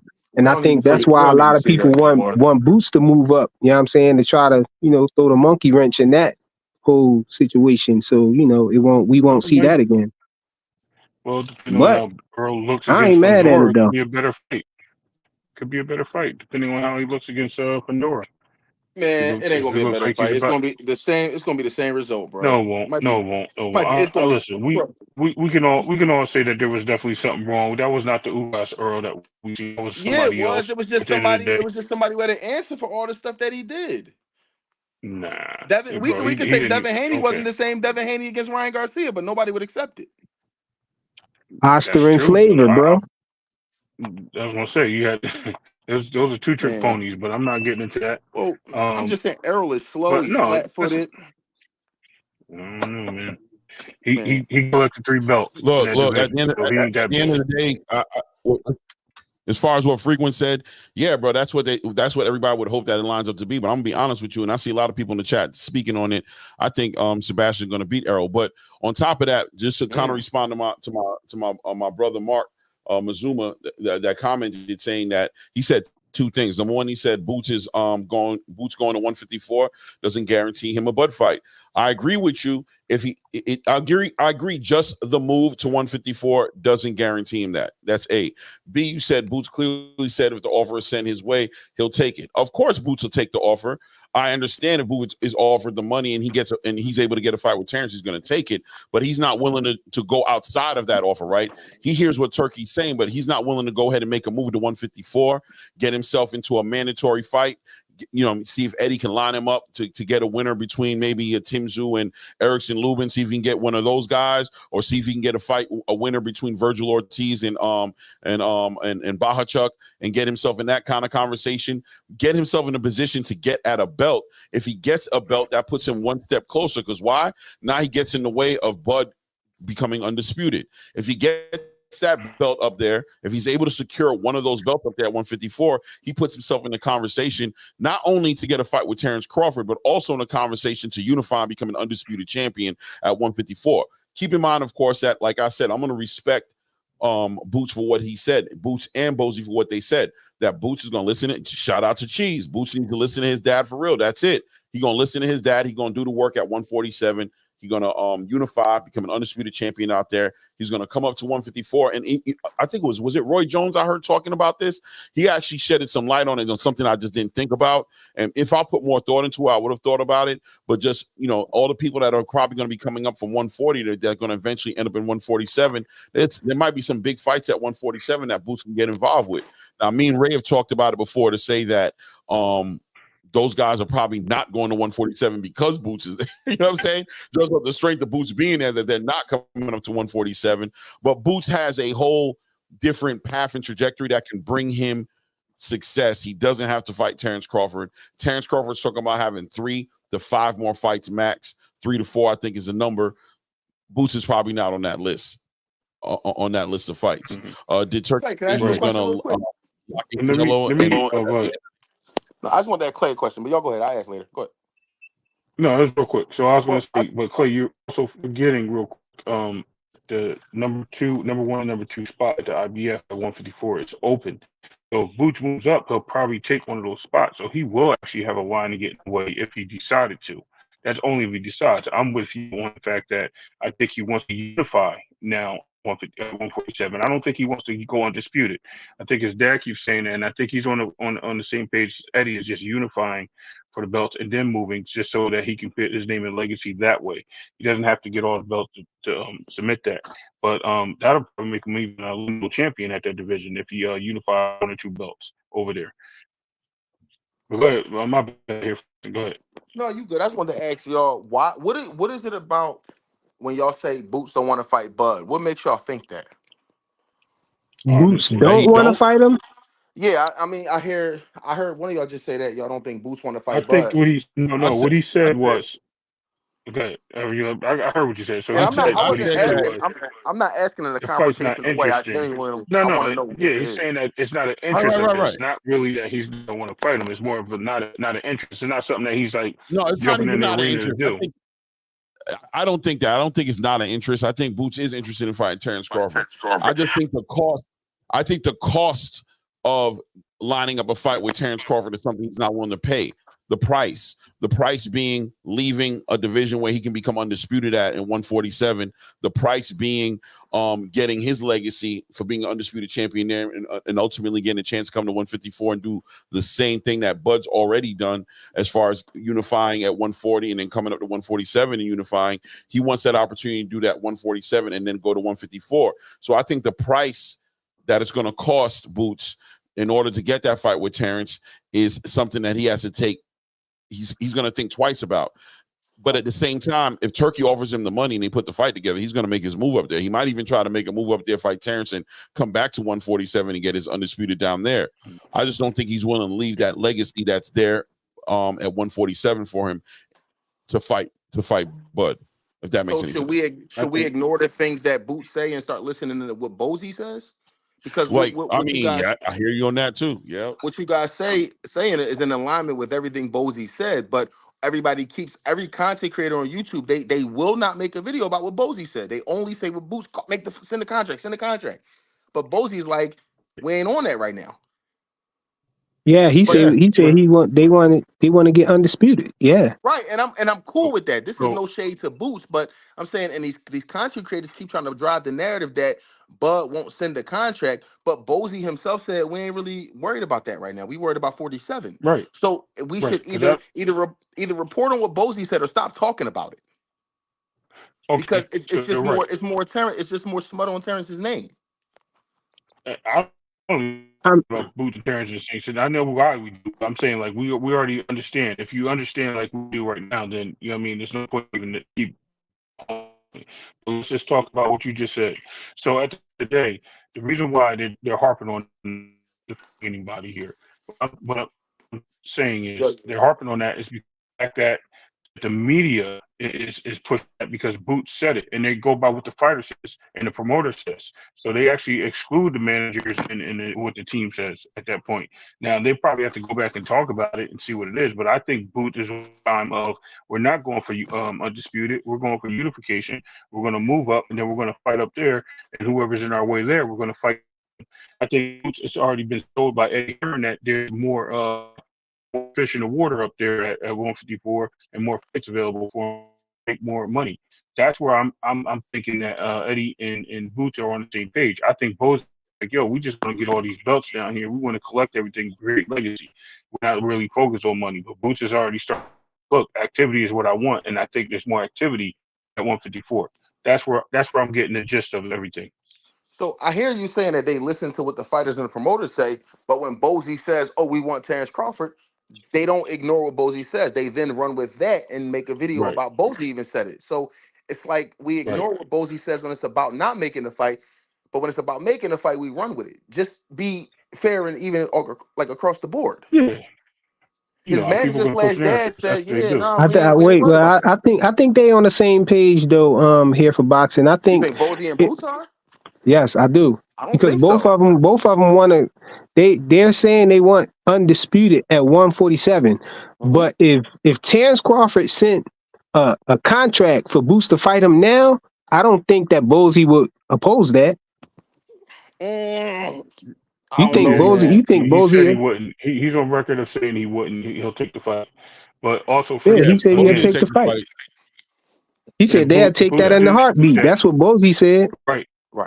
But again, Boots did change his tone a little bit and stating he did say that he's willing to unify and go up to 154, and he said both if he has to, which he can do. He's more likely he can fight at 147 and move up. You know what I mean? There's no reason why he can't. He doesn't grab a title, I think, at the next division. I think he can still get at both divisions if he keeps one at 147. It only becomes a problem when he has both titles, like they would think. Yeah, it don't make sense to drop his titles and go up and to not have a title though, and not even fight Bud. That's what I think it is. He's not willing to drop his belt at 147 to move up to 154 if he's not going directly into a fight with Bud. You know what I'm saying? They're not trying to chase Bud around to try to get him. They're gonna do what they got to do at 147. You know, if Bud send the contract, they're gonna do it. But if he don't send the contract and they don't have a direct line to Bud, they're not gonna drop the belts and just move up to 154. It's simple. Yeah, they're not going to do it. I mean, at the end of the day, if it's laid out, you know, the yellow brick road, you know what I mean, right to Bud, they're going to do it. But outside of that, they have. And listen, I'm personally on this space. You can catch me saying it over and over again how much I would rather see Boots go up to 154, not to fight Bud only, to fight everybody up there. I'd like to see him with Virgil. I'd like to see him with Tszyu. I'd like to see him with Brian Mendoza. I don't care. Fundora, Jesus Ramos, everybody up there. I want to see him up there with everybody. I think they're just great fights for him to make up there. But I'm the kind of person who hears clearly when somebody speaks, and I can respect it. You know what I'm saying? When Boots says what he wants to do and Bozy says what he wants to do, I'm okay with it. All right, 147, bro. I think it'd be more exciting at 154. I hope those guys are still up there, or at least most of those guys are still up there when you do finally go up to 154. Eddie, get on your job. Hurry up and line up these unification title fights at 147. Get Boots what he wants so we can all get what we want. Because none of us, I mean, I'm be honest, I don't care to see Boots fight Stanionis. I don't care to see him fight Mario Barrios. I don't care that much. It's okay. The reason I don't care because I know he's going to beat them. I'm confident he's going to beat them easily. So I'm just wanting to hurry up and get them out the way. Get Boots what he wants and hurry up and get him out the way so he can get up into 154 so I can see the fights I actually want to see. You know what I'm saying? That's how I look at it. Right. But I'm going to respect what he says because he's earned it. He's earned the right, man. He can't get undisputed. There's no reason for him not to. But if they play with him up there, if the PBC start playing those games where there ain't no cross promotion, where Boots is on the wrong side of the street, and all that crap starts getting brought up, then I want to see some power moves getting made and some real choices, some real decisions being made about what's the next best move for Jaron Boots Ennis. Yeah, to answer your question that you dropped before the panel got full, you asked who we thought was number 2 at 147, right? Sure. I think that's Mario Barrios. Just because I think he got the best resume right now, you know, out of the rest of those guys. He beat Ugas, you know. Well, he didn't beat that many people at 147. He just got up there, but he did beat Ugas. I think that's better than what everybody else up there did, though. Yeah, he probably is. He's probably on paper the best one, but I don't know. Stanionis gets some push as well. But yeah, you know what I'm saying. But I think they're all grouped together. To be honest with you, my point for the question was going to be that they all about the damn same thing and nobody cares. But nobody cares what them dudes is doing. They all just food for Boots. We all know they just food, man. We just waiting on Boots to eat. We ain't waiting for them to be served. Barrios getting better though. They say Barrios getting better. Yeah, he dropped Ugas and everything. He's acclimating. His last fight didn't look great. All right, yo, Clay, I'm about to close down. Mine didn't show up, so I'll be at the crib, man. All right, no doubt. I'll catch you in a minute. Talk to you in a minute. Yeah, at the end of the day, man, Charles, that's what it is. They all just food. Listen, man, the only reason I got so much respect for Boots and Bozy and everything going up there in Philly that I'm just respecting it.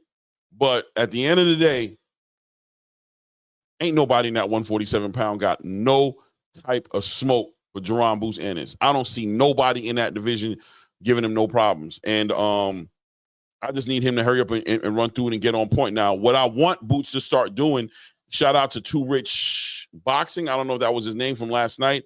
He made some real points on things that, you know, I've been kind of speaking on privately in my circle, just saying the creature of habits, the bad habits.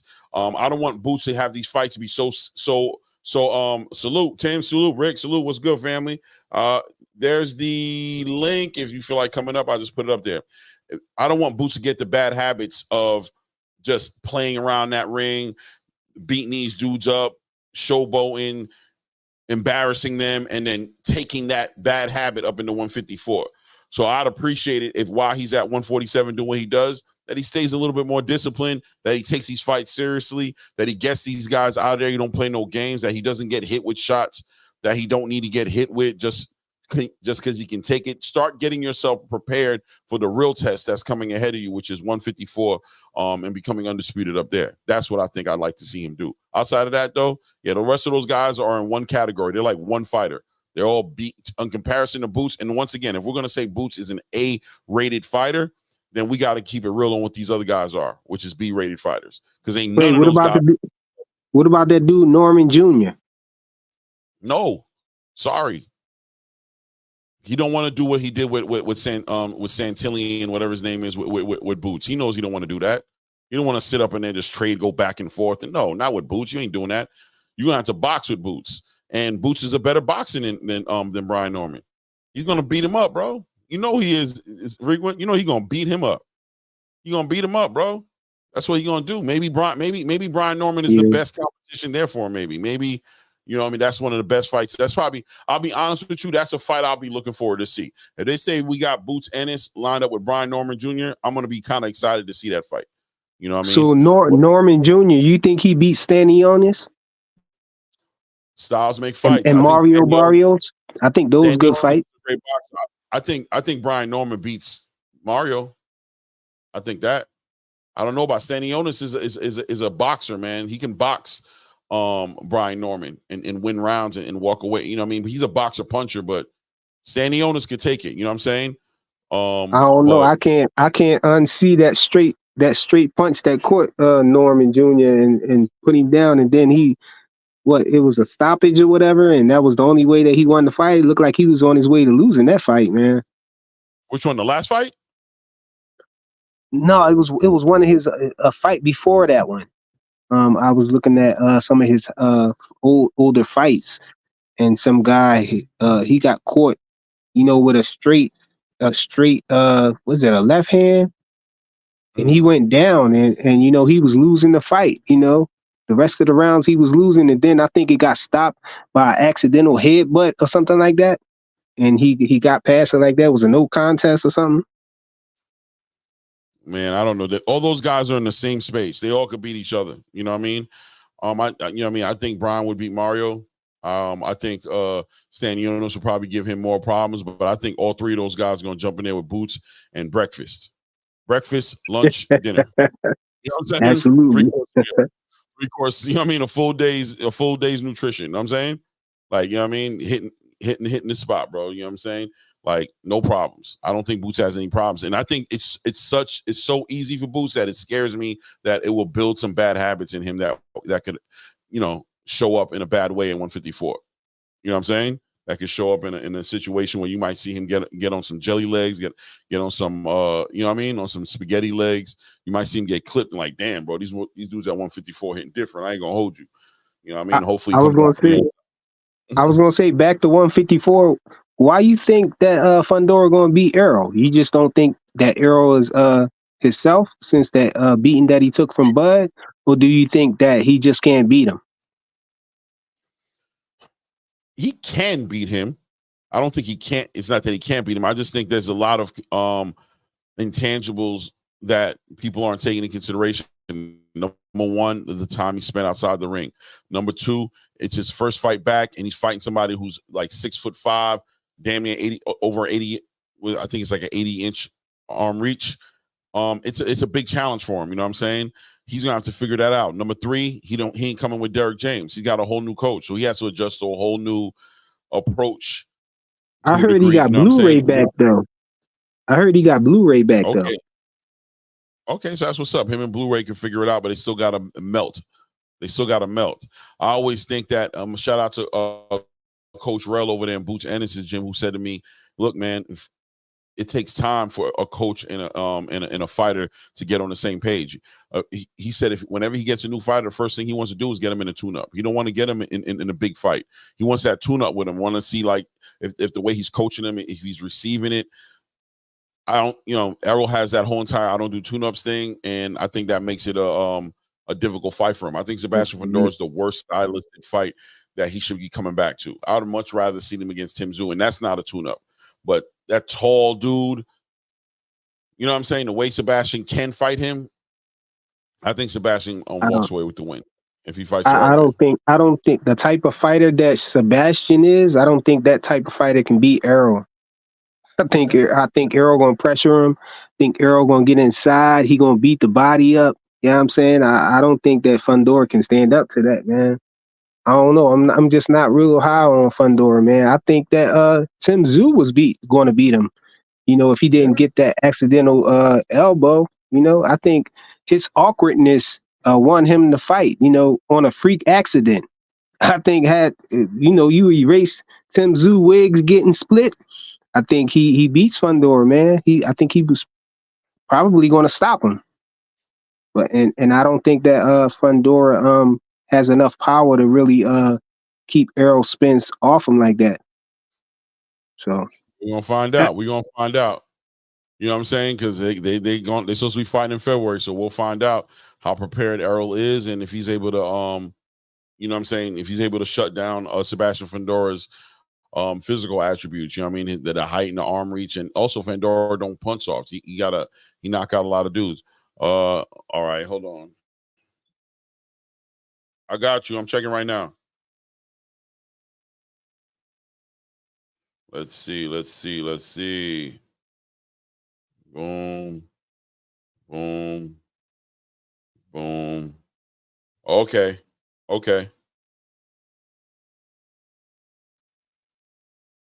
Oh yeah. That's how you want to watch the fight right there.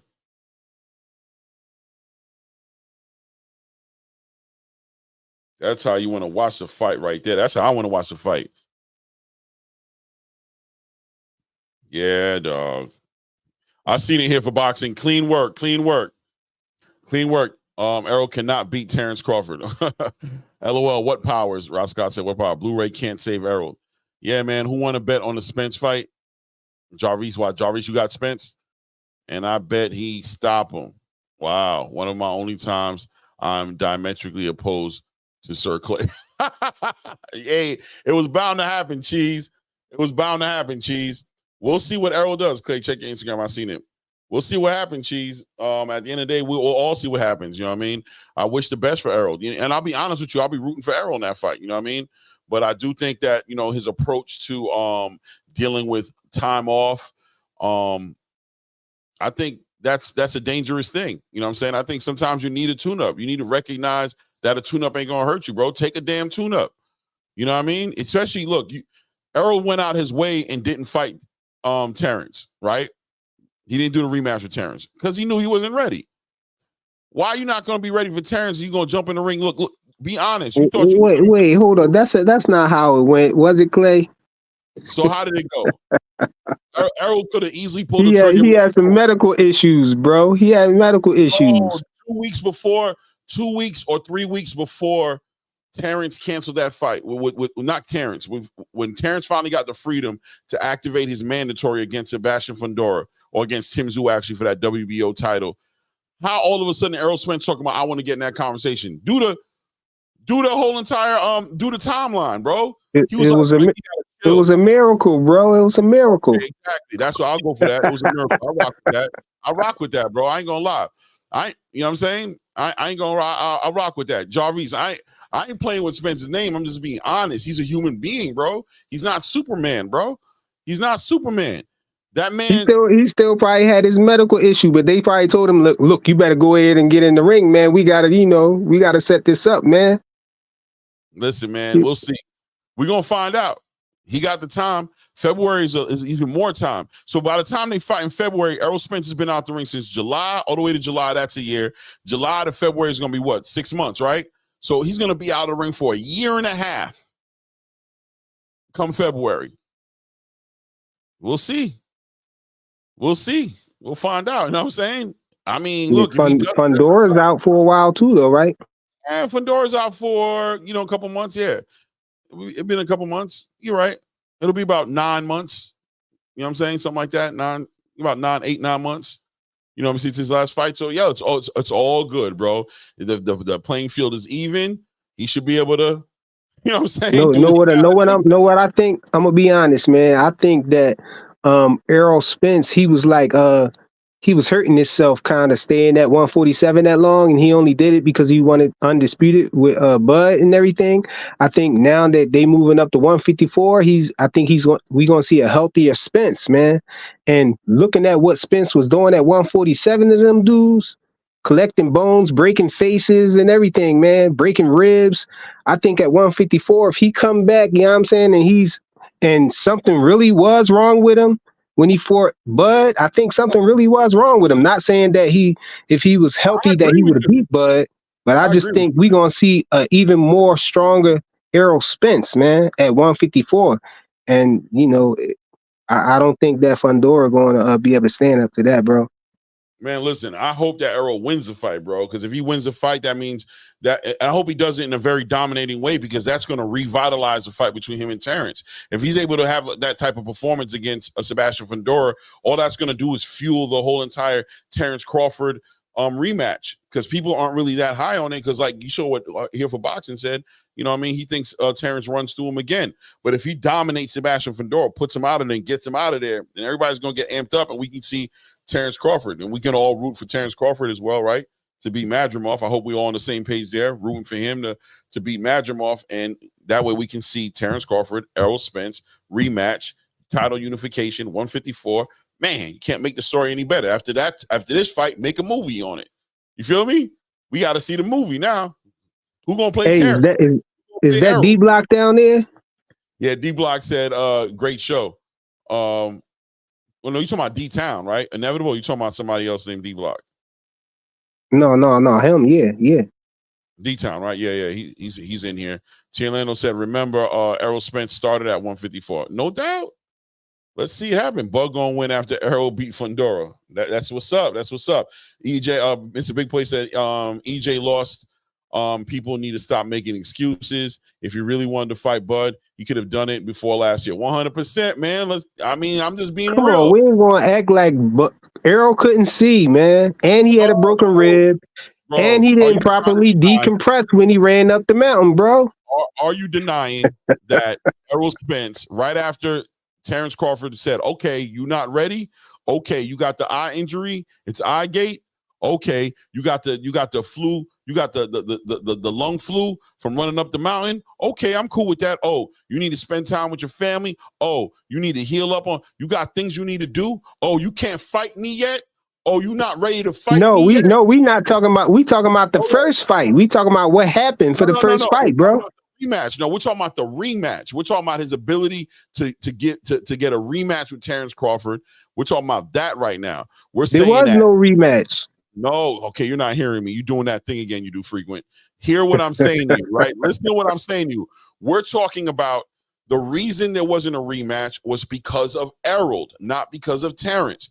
Errol wasn't ready for whatever his reasons were. I'm not saying he's soft. I'm not saying he ain't got no heart. I'm not saying none of that. I'm saying Errol made a decision that he wasn't ready, and Terrence respected the decision and then moved forward to say, okay, here's what I'm going to do next. I'm going to activate a WBO mandatory to fight the winner between Sebastian Fundora and Tszyu. Well, actually at the time was Keith Thurman and Tszyu, right? But Keith Thurman got pulled out. Boom, it ended up being Sebastian Fundora and Tszyu. He was like, cool, I want to activate my mandatory. Errol said, that's what's up. God bless you, man. I wish you the best. He said something like that on Twitter. Like, man, I wish the guy the best. You know what I'm saying? Just letting it be known, ain't no bad blood. This ain't Terrence playing no games with me.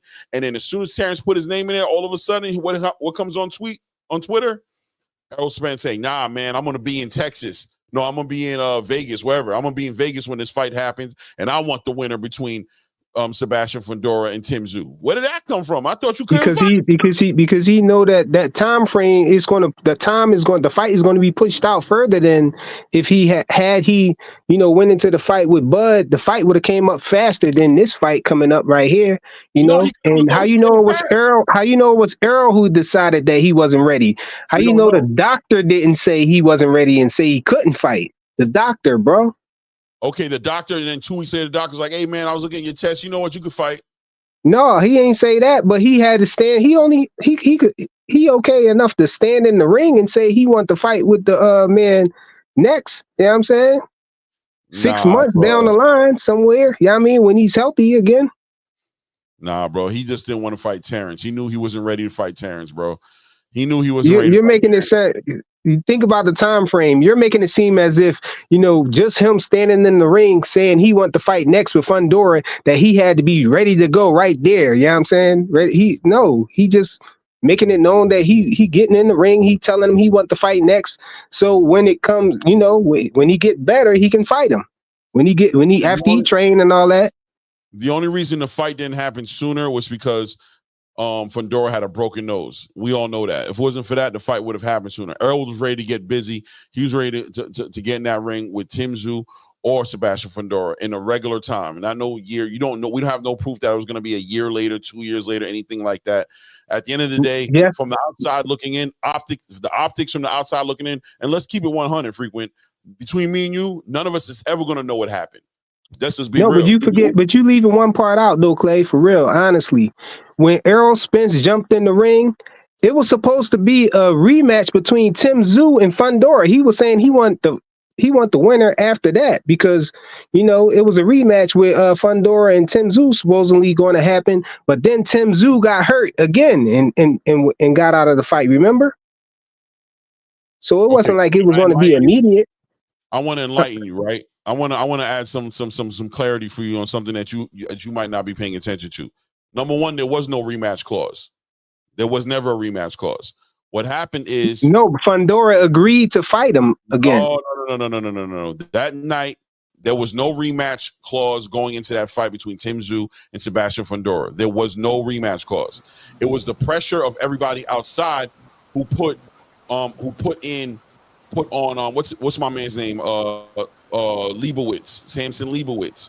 And Samson was like, you know what? I thought about it. We did have a handshake. I said I would do this, so I'm going to honor it. Regardless how it happened, I'm just trying to say Errol didn't think he was going right into the fight is what I'm saying. Of course he did, because there was no rematch. When Errol went in there to activate, to say he wanted him next, he wasn't aware of a rematch clause because there wasn't a rematch clause. He just knew he was fighting the winner, bro. Everybody knew Tszyu had got screwed over, that he had got a last-minute replacement in Sebastian Fundora, lost the fight, wasn't smart. Well, I'm not saying not smart enough. Didn't go ahead and consider that he would lose the fight and put a rematch clause in there with Sebastian Fundora, and ultimately got screwed out of the picture. And Errol Spence was going to fight the winner of that match. It was 2-3 days later, which, in my opinion, conspiracy Claymore kicking in right now. Here's a conspiracy Claymore who's going to say that I think the PBC was like, "Yo, Samson, go ahead and let them get that rematch to Tszyu," because the reality is, in my opinion, everybody thought Tszyu was going to win, and the fight that Errol came to make was with Tszyu, not with Sebastian Fundora. And awkwardly, I remember that. So awkwardly, it was like, damn, man, I got to fight this tall, lanky, long-armed, you know what I'm saying, dude. That's a whole different animal than getting ready for Tszyu. With Tszyu, that was more mano-y-mano. You pretty much, you know what I'm saying, looking eye to eye. Yeah, Tim's going to be a little favored, but, that's a bigger fight. I could deal with that. But this whole Sebastian Fundora situation is kind of weird. PBC, and, like the Leonard Ellerbe's, you know what I mean? Remember, Errol's family probably put a little pressure to get to Samson to go ahead and honor that rematch, because Samson wanted to jump right into Dallas Cowboy Stadium. He wanted to go right to Dallas Cowboy Stadium and make Sebastian Fundora a big star and get all that money over there and get Sebastian beat up in Cowboy Stadium. That's what he wanted. So when Errol walked into that ring that night, when Errol went ahead and activated and said, because you don't think for 1 minute there was a rematch clause between Keith Thurman and Tszyu, right? So once Errol put his name in to be the next to fight, he wasn't thinking about no rematch clauses that was in there. He wasn't talking about fighting that dude no year later. No, he was going to be on the next flight popping. He was ready to fight the winner of that fight. Yeah, but I think you're missing the whole point though. The point is that I'm making is the fight with Terrence Crawford, the rematch with Terrence Crawford would have came up way before that fight would have came up. That fight would have came up like a few months down the line. What's stopping Errol Spence and his team from being like, yo, I need this much time. Here's when the fight can happen. Let's put the date out there. It could be. Bud wasn't trying to wait. We remember that. Bud wasn't willing to wait that long. They had him waiting how long already? Exactly. So why would he just finish the whole thing off or take a tune-up? They didn't want to hold Bud up. That's what they said. Then they released a statement saying exactly that they held him up long enough, basically. summing it up, that they didn't want to hold him up. They wanted to let him, do what he wanted to do because Earl wasn't ready yet. I think at the end of the day, we'll never know. At the end of the day, we'll never know. Let me see. Ordinary said, Claymore and Frequent, did you know Tim and Bud had a failed conversation via WBO prior to Tim fighting Fundora? Had a failed conversation via WBO. Yeah, I remember that. Bud was going to fight Tszyu. Right. And then it fell through. Yeah. So yeah, I remember Tszyu was caught off guard on that. I was like, I thought we was negotiating this, and he got. I mean, we can get the story gets deeper because the reality is, let's be honest, guys. I don't know who's going to agree with me, who's going to disagree with me, but let's be honest. The headliner for that card was supposed to be Tank and right. Frank Martin. Absolutely. Something happened in the negotiations of putting that fight together for whatever reason, whether it was because the Tank had some legal issues and Calvin Ford had legal issues, or whether the money wasn't right or the business wasn't ironed out right. Tszyu and Keith Thurman was a last-minute replacement for Tank and whoever you're supposed to fight. So that's why Tszyu was caught off at the airport when Tim was like, yo, yeah, man, no, they just called me all of a sudden and said this. I thought we were in negotiations with Terrence Crawford. That's what he said. I thought we were in negotiations with Terrence Crawford. They told me this is the fight with Keith Thurman. So I said, I don't care who I fight. I'm not turning down no smoke. So that's where that all came from. So there's too many things that was moving, too many moving parts in the build-up to this situation. I'm just going to keep it simple and bring it back to what this conversation started from, which is Errol Spence didn't take the rematch with Terrence Crawford because he had everybody believing he wasn't ready to get in the ring with Terrence Crawford. And he let Terrence go. Terrence went to activate the WBO, and all of a sudden, lo and behold, the Holy Grail opened up, and Errol Spence was ready to fight and said, nah, dog, I'm taking that fight. That's what it looked like from the outside looking in. From the outside looking in, it looked like that's a little better. Am I right or wrong, Ray? Am I bugging? I don't think that's all. I think there's some truth to that, but I don't think that's all the way the way. No. Okay, so how do you see it? I think Earl did want that fight. I think because of the situation with the eye injuries and the holdups and PBC not working with Earl, because I'm really going to blame this on the PBC or Showtime or whoever the case was, not working with Earl on trying to give Bud that payday or that work with Bud also. I think Earl got to the point where he was like, you know what? Do whatever you got to do, bro, because this is not going to go the way that we want it to go. So I think then Bud decided that he was going to move up, and he was supposed to have that fight with Tszyu. You're right, absolutely. He was supposed to be on that undercard on March 25th with Tank Davis. They were supposed to be on that undercard. Somehow, some way, that got moved out the way. Then we got Keith Thurman. As far as the Bud sweepstakes goes and the Earl thing, I think Earl got slick talking to Leonard Ellaby or somebody over there at the PBC. Could have even been it definitely wasn't Al Heyman because we'll never see Al Heyman don't talk. But anyway, so Earl got slick and was like, "Yo, I can get in the middle of this. Why? Because Mauricio already said that I'm the number one guy in the WBC. You know what I mean? Him and Mauricio have a really good connection. So he moved on up, taking the winner of that, expecting it to be Tszyu. And he wanted to get in the way of Bud because he wants that rematch with Bud no matter what. I think that rematch he wants. He just didn't want it in the favor of the PBC in the way they was trying to do Bud because Bud didn't want to negotiate that. Now he's trying to get in the way of Bud. So Bud wants you Undisputed again. He has to come see him. That's the way I see it coming. That's the way I see it. How it built up. Now, how it plays out is a whole different story. Okay. I mean, look, like I said to Frequent, we never know really what happened. I bet you a little bit of everything we saying is a little bit of everything is going to build up to what ultimately happened at the end. One thing I'm not going to go on record saying is that Terrence was, that Errol was scared. I don't think that's what it was. I think there's some intelligent moves being made. I think Terrence Crawford is not somebody you go in half-assed with. I think if Errol learned anything from that first fight was, I'm not going back in the ring with this dude until I'm ready. No excuses. I'm not going in here talking about my eye was hurt, talking about I had a bad weight cut, talking about I caught the flu in the mountains, talking about I'm not going to have none of those excuses. I want to be 100% when I get in the ring with him. So he held off that long. Don't forget he was high on painkillers too, bro. Yeah. All the above, right? He was on Perkies in there and everything. So hashtag excuses. Because I agree with Tim's too, but with Tim's, the reason why he skipped is because he was number one.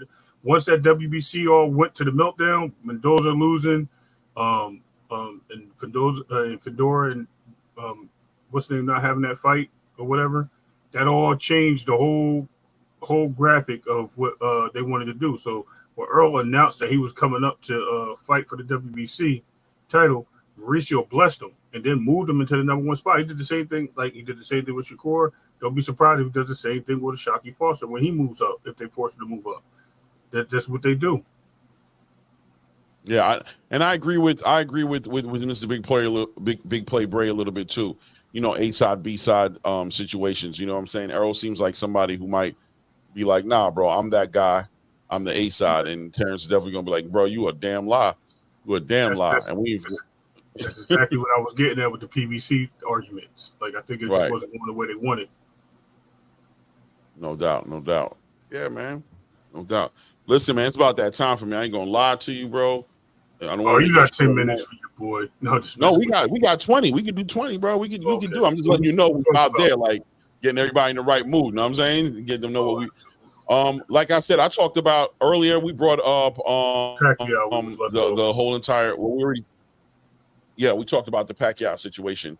You want to go back to that, or you want to go past that and go into the Joe Joyce, Derek Chisora fight? What? When that was announced? You ain't know that? That's happening in July 27th. That's been announced, bro. Oh, it is? Oh, yeah. Okay. You know what? I thought you. Okay. Yeah. Can I ask one more question about this Bud thing real quick before we get there? Before we leave it. Say that Bud actually achieves undisputed at 154. What do we say about Bud after that? Like, is he better than Canelo? If Bud get undisputed at 154, then where do we put Bud? What do we say about Bud? Like, in my opinion, Bud is the best fighter of this era. This is his era. Exactly. Yep. I was going to say the same thing. I was going to say, I just think you remove Canelo off the top of the list, and then Bud becomes the best fighter of the era. I'm already looking at Bud like that right now. No, a lot of people are. Listen, in all due respect, a lot of people are.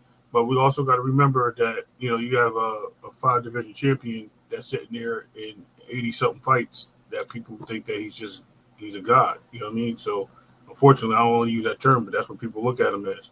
And he can do whatever he wants. He moved all the way up to light heavyweight. He started at 147. So, they just believe that he's that guy. I think Bud is I actually think, believe it or not, I actually think it's Tank's era, but I'll give it to Bud based on the accolades and the total resumes of his legendary status. I mean, yeah, Tank doing the thing too, but Bud, man, I think if Bud get undisputed at 154, I think he don't really need Canelo, man. I think at that point Canelo needs him. You know what I'm saying, to look good. Absolutely. And Canelo's talking. Bud right now on paper is busting Canelo's head, bro. I mean, you know what I'm saying? Like, Bud is just, man. Bud gets undisputed at 154, bro. That's what we talk about 10, 15 years from now. 10, 15 years from now, we talk about the Bud era. Remember the Bud era? The 3-weight class undisputed, you know what I'm saying? 4-division champion. I mean, we just don't stop talking about Bud when it comes to that conversation. We don't stop talking. Yeah. Sorry. I know this era, they want to say it's the GTD era. I think he has a potential to be the GTD era, but I think Gervonta Tank Davis, shout out to Jarvis. I think Tank got some moves to make it his era. He definitely the face of boxing right now, though. I'll give him that credit and say, he putting the asses in seats and selling the pay-per-views. Tank definitely is the money. He definitely is the money thing, you know what I'm saying? But when in history, when you go back in history and look at things, they can only judge you by your accolades and, how many belts you got, how many times you was undisputed or what you did and stuff like that. You know what I'm saying? I think Bud shows separation so far with that, I think it's definitely the Bud era. You look at the what they're going to say about Tank? They're going to be like, they're going to say it's really the Bud era, right? They're going to be like, that was the Bud era. But I'm going to tell you about this young bull that was killing it for real and really just I think he could have done so much more, but he was just that guy, man. Y'all remember Tank Davis? That boy was straight fire. Every time he got in the ring, he did this, he did that, he did this, he did that. But at the end of the day, the accolades, the crown is going to go to Bud. We're missing the big point of what a lot of us boxing fans are trying to do is bring it back to the belts. this is a money era thing, and they talk about gates and who sells more. If you listen, that's pretty much what all the promotion is all about and all the propaganda is about in boxing. So at that point, I'm going to say you're going to have to give it to Canelo and then Tank. Bud is not even probably in the top 5 of that list of bringing the money to the bank. That's why his status of being 3-time undisputed will make a significant change, and it will change the era completely. That's why I said I think it would be the Bud era at that point if he goes 3-time undisputed, because that'll be something different. He will have company though, because I think what's name's about to move down, which could be dangerous from heavyweight, and Usyk, he's trying to go 3-time undisputed, so that'll be some company he'll have. So we got to keep a play on that because, heavyweights usually rule the roost. But at this time, I think the young guys got it, man. I think they're running away with this. It's Bud Canelo or Tank. If Tank beats Jarvis said, Clay, how long have you really been praising Bud? Yo, I don't know about praising him, but I can celebrate him. You know what I mean? Look, I'm a Bud fan. Everybody on here knows I'm not going to hide that. But in all honesty, we just getting closer to August 3rd, and I'm giving the man his props. Props that he deserves, bro. I'm not exaggerating. I'm giving the props he deserves. You ain't heard me talking about Bud before that. You know what I mean? His fight's coming up. The same way I give Tank his flowers, the same way, you know what I mean? I'm giving Boots his flowers. You know what I mean? I'm going to give Bud his flowers. But how long, let me ask you, Jarvis, how long have you been not praising or hating on Bud or mad at Bud? How long have you been looking? Is it the Arrow thing or is it before the Arrow thing? Like, because I don't know how much celebrating I did of Bud to make you be like, damn, bro, you praising Bud. Yo, if this man becomes a 3-weight class undisputed champion, bro, what are we supposed to say? What are you going to say to that? You know what I'm saying? What do you say to that? He becomes a 3-weight class undisputed champion. How do you do anything less than celebrate this man? How do you try to make that sound regular? Like, he did that, but you know what I mean? He ain't sell 100 million tickets though. He ain't selling. That's what you're gonna say? I mean, he 3-weight class undisputed. He got all them damn belts, but all them damn belts don't mean nothing. He didn't sell no. I mean, what are you gonna say? That'll change. That's gonna change. That's what I said. That's gonna captivate the fans to go back into believing in belts again. That's going to be legend. Forget legacy, legendary status. It's already legendary, man. Bud came up to 147 and knocked everybody out. Yeah, well, not knocked everybody out, but stopped everybody. Everybody he fought at 147, he stopped them, and he went straight to undisputed, and then moved up to the next weight class. That's legendary, bro. If you ask me, I believe so, absolutely. But you said what happens if we go 3 division undisputed? That's what I was saying, or 3 times. That's where I'm going with. I'm going with that narrative. Right. I'm not pushing on what he's doing now. Yes, he's already in the record books of doing it. Absolutely. I'm not taking that away from him. That is a legend. Didn't Canelo become undisputed in 2 weight classes, y'all? No. No. One, he got 1 weight class? Yes. That's it. Undisputed. Yes. That's exactly what Ross. What weight class is that? 168, right? That's it. That's it. Okay. Remember, Triple G had the other belts in the other division, and then when he got to Triple G, I think some of the belts was dropped and they were moved around. I thought he beat. I thought he got. You talking about 154, right? Yeah, Triple G. Who had the other belt? I thought Sergio Martinez. I thought Canelo was undisputed at 154. No. Nope. Sergio Martinez had the other. And then they stripped him and gave the belt to Charlo because Charlo was the mandatory.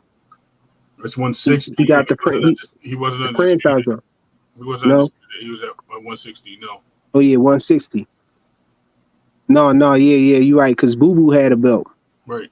The WBO. That's WBA was on his top at that point, trying to get a unification and couldn't get it. Right. Let's see here. Canelo is 3-weight class undisputed. Roy. So 2 people had got 2 undisputeds in 2 different weight classes. Great. Monster Inoue and Bud Crawford. And Usyk. And Usyk just did. Oh yeah, Usyk. So I was right. It is 3. Yeah. Right. Oh, you talking about 3 people have done it? I thought you were trying to say. Okay, yeah. I think somebody processed it. You think? Yeah. He asked me how many people. I said 3 people have it. Yeah. But I put Canelo in there instead of Usyk though. Okay. And honestly, Canelo's the best today in using roids, no doubt. No doubt. Yeah, Ross Scott, I agree with you, dog. Canelo's resume is second to none, man. He got a crazy resume with the fighters he's fought, with the amount of fight he's fought. He does, but he just, when it came down to some of those accolades, like he had, like Rick Timms just said, he had the opportunity to make it happen at 154. He had the opportunity to make it happen at 160, and he moved along. He passed on those opportunities for whatever reasons. Some people want to just call it ducking, but he passed on those opportunities. Bud never passed on it. He always sat there and took the challenge and followed all the way through with it. Ross Scott said, "Who do you duck at 154, 160?" Ross, I'm gonna be real with you. I don't know if it's ducking, but he didn't stay. I'll say it like that. He didn't stay. Well, who he asking? Who ducked? Canelo? Basically, Canelo had the opportunity to become undisputed in those weight classes. I think he could have called out to unify those fights. We all know about he ducked two people though. He ducked Boo Boo and he ducked Jamal. He ducked Boo Boo and Jamal Charlo. Right, and those would have put him in undisputed, right? No, because Jamal was his mandatory. It would have put him in undisputed if he would have beat Boo Boo though. If he beat Boo Boo, he would have had undisputed. Absolutely. So he moved along from Boo Boo and was like, "That's not for me," and left undisputed and said, I need bigger and better things. Went to 160, worked up there, did some work, and then went to 168 and became undisputed up there. Yeah, went to 175 and took it to strap too. From Kovalev, right? Yeah. Yep. He tried to dare to be great again and got his face punched in. That's how I beat sometimes. No, he just got outboxed. That's all. Listen, you're right. He did get unboxed. He got punched. He got punched on too, but he really just got outboxed more than anything. I agree. Yeah, because none of that wasn't hurting Canelo. He just lost on points. His face tells me different, but okay. Yeah, no. Like I would say, he was getting punched on, but he didn't get hurt. But he was getting punched on. His face, you saw he got punched on. He got punched on. And frustrated. You frustrated? Yeah. He got punched on, man. He definitely did. But yeah. But guys, let's do the closeout. Say salute to everybody. Y'all go ahead and say your piece. I know it's a short night, but I got things to do tomorrow. I got routes to run, and you know how it goes. Yo, guys, remember, I'll put it out there on Tuesday. We're gonna do the second giveaway, the one that we didn't do this week because Keji just pretty much eliminated himself from it. We've been communicating, and he's just basically like, yeah, this is not gonna work for him or for me for what he was saying. So we're gonna move along. We're gonna do the second giveaway on Tuesday. So I'll put out some sort of thumbnail or something reminding everybody like Monday. You know what I'm saying? And Monday night, we'll be on. So I'll remind everybody to get it together. So everybody show up on Tuesday. Remember, if you're not here, I'm sorry. You know what I mean? I'm not chasing nobody down. You know what I'm saying? I need you here. But I'll tell you this, though. I don't need everybody. Whoever wins doesn't have to come on camera. I had to really do some soul searching on that and understand that some people might not want to for personal reasons. I do. Can I make a recommendation, though? Sure. They could come on camera in the back for you. That's all. Hold on, Frequent. Yeah, they can come up. They show you who they are in the back. We leave it there. And then on the camera, they just put up their banner or whatever they got, leave it blank. But we just need to hear from them. At least, you know what I mean? I think so much as this, like, you know what I mean? Unless they can just do this. Yeah, I mean, if they want to, you know what I'm saying, they can. I'm not going to put that much pressure on them because I just don't know the particulars of what access people have. You know what I'm saying? How people are watching this, if they can hit the StreamYard link, whatever. I would hope, I'm hoping that everybody, whoever doesn't, can go out just like Easy, that Eastside Easy did. Show your face, come up, you know what I mean? Say hi to everybody, whatever have you. But I'm not going to emphasize on it that bad because I know, like I said, comparing it to Cheese, like he's just not going to do that, right? Cheese ain't coming up here. Would never come up on one of these channels because of who he is. You know what I mean?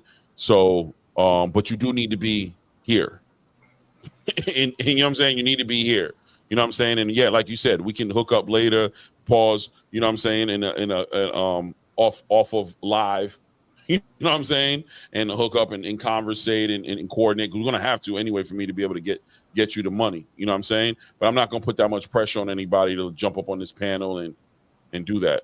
Hopefully we don't got to go through that. Hopefully Rick Tim wins it and he just you know what I mean, hits the camera. Ross Scott hits it and just comes up here and just sits behind his number. He buying a 85 Monte Carlo SS, the brown one with the orange stripe on the side and the cricket wheels.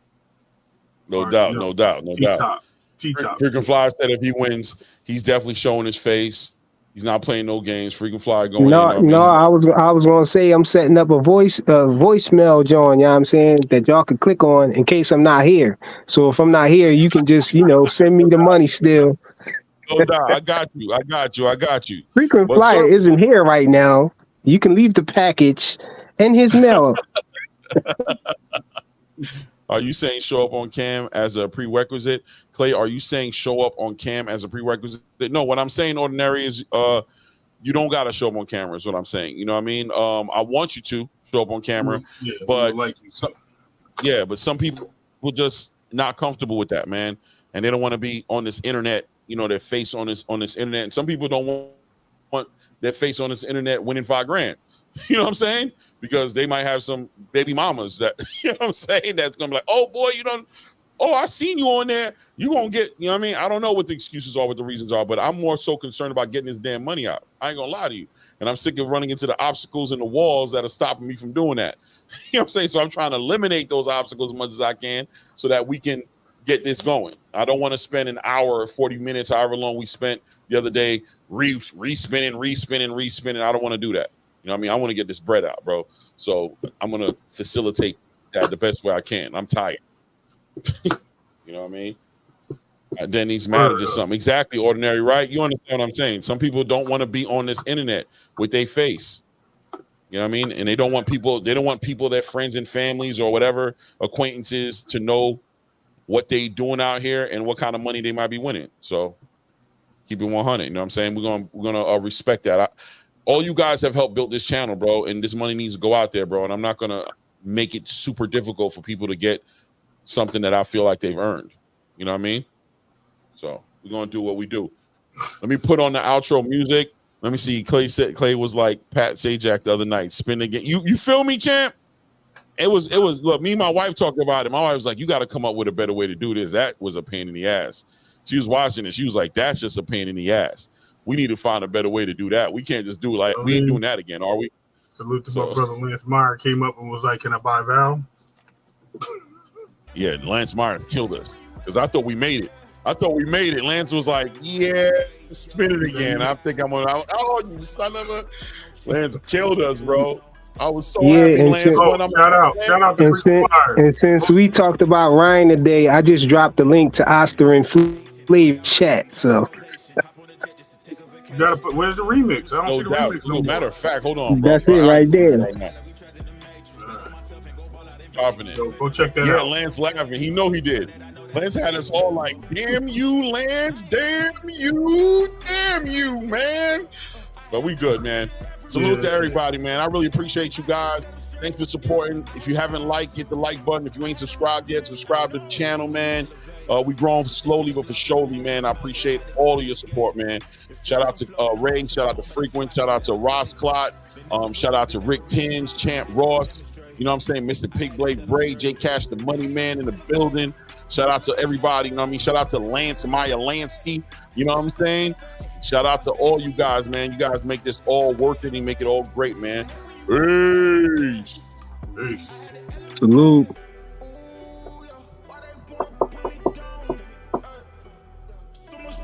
Yeah, I almost drowned in it. I can't come it down.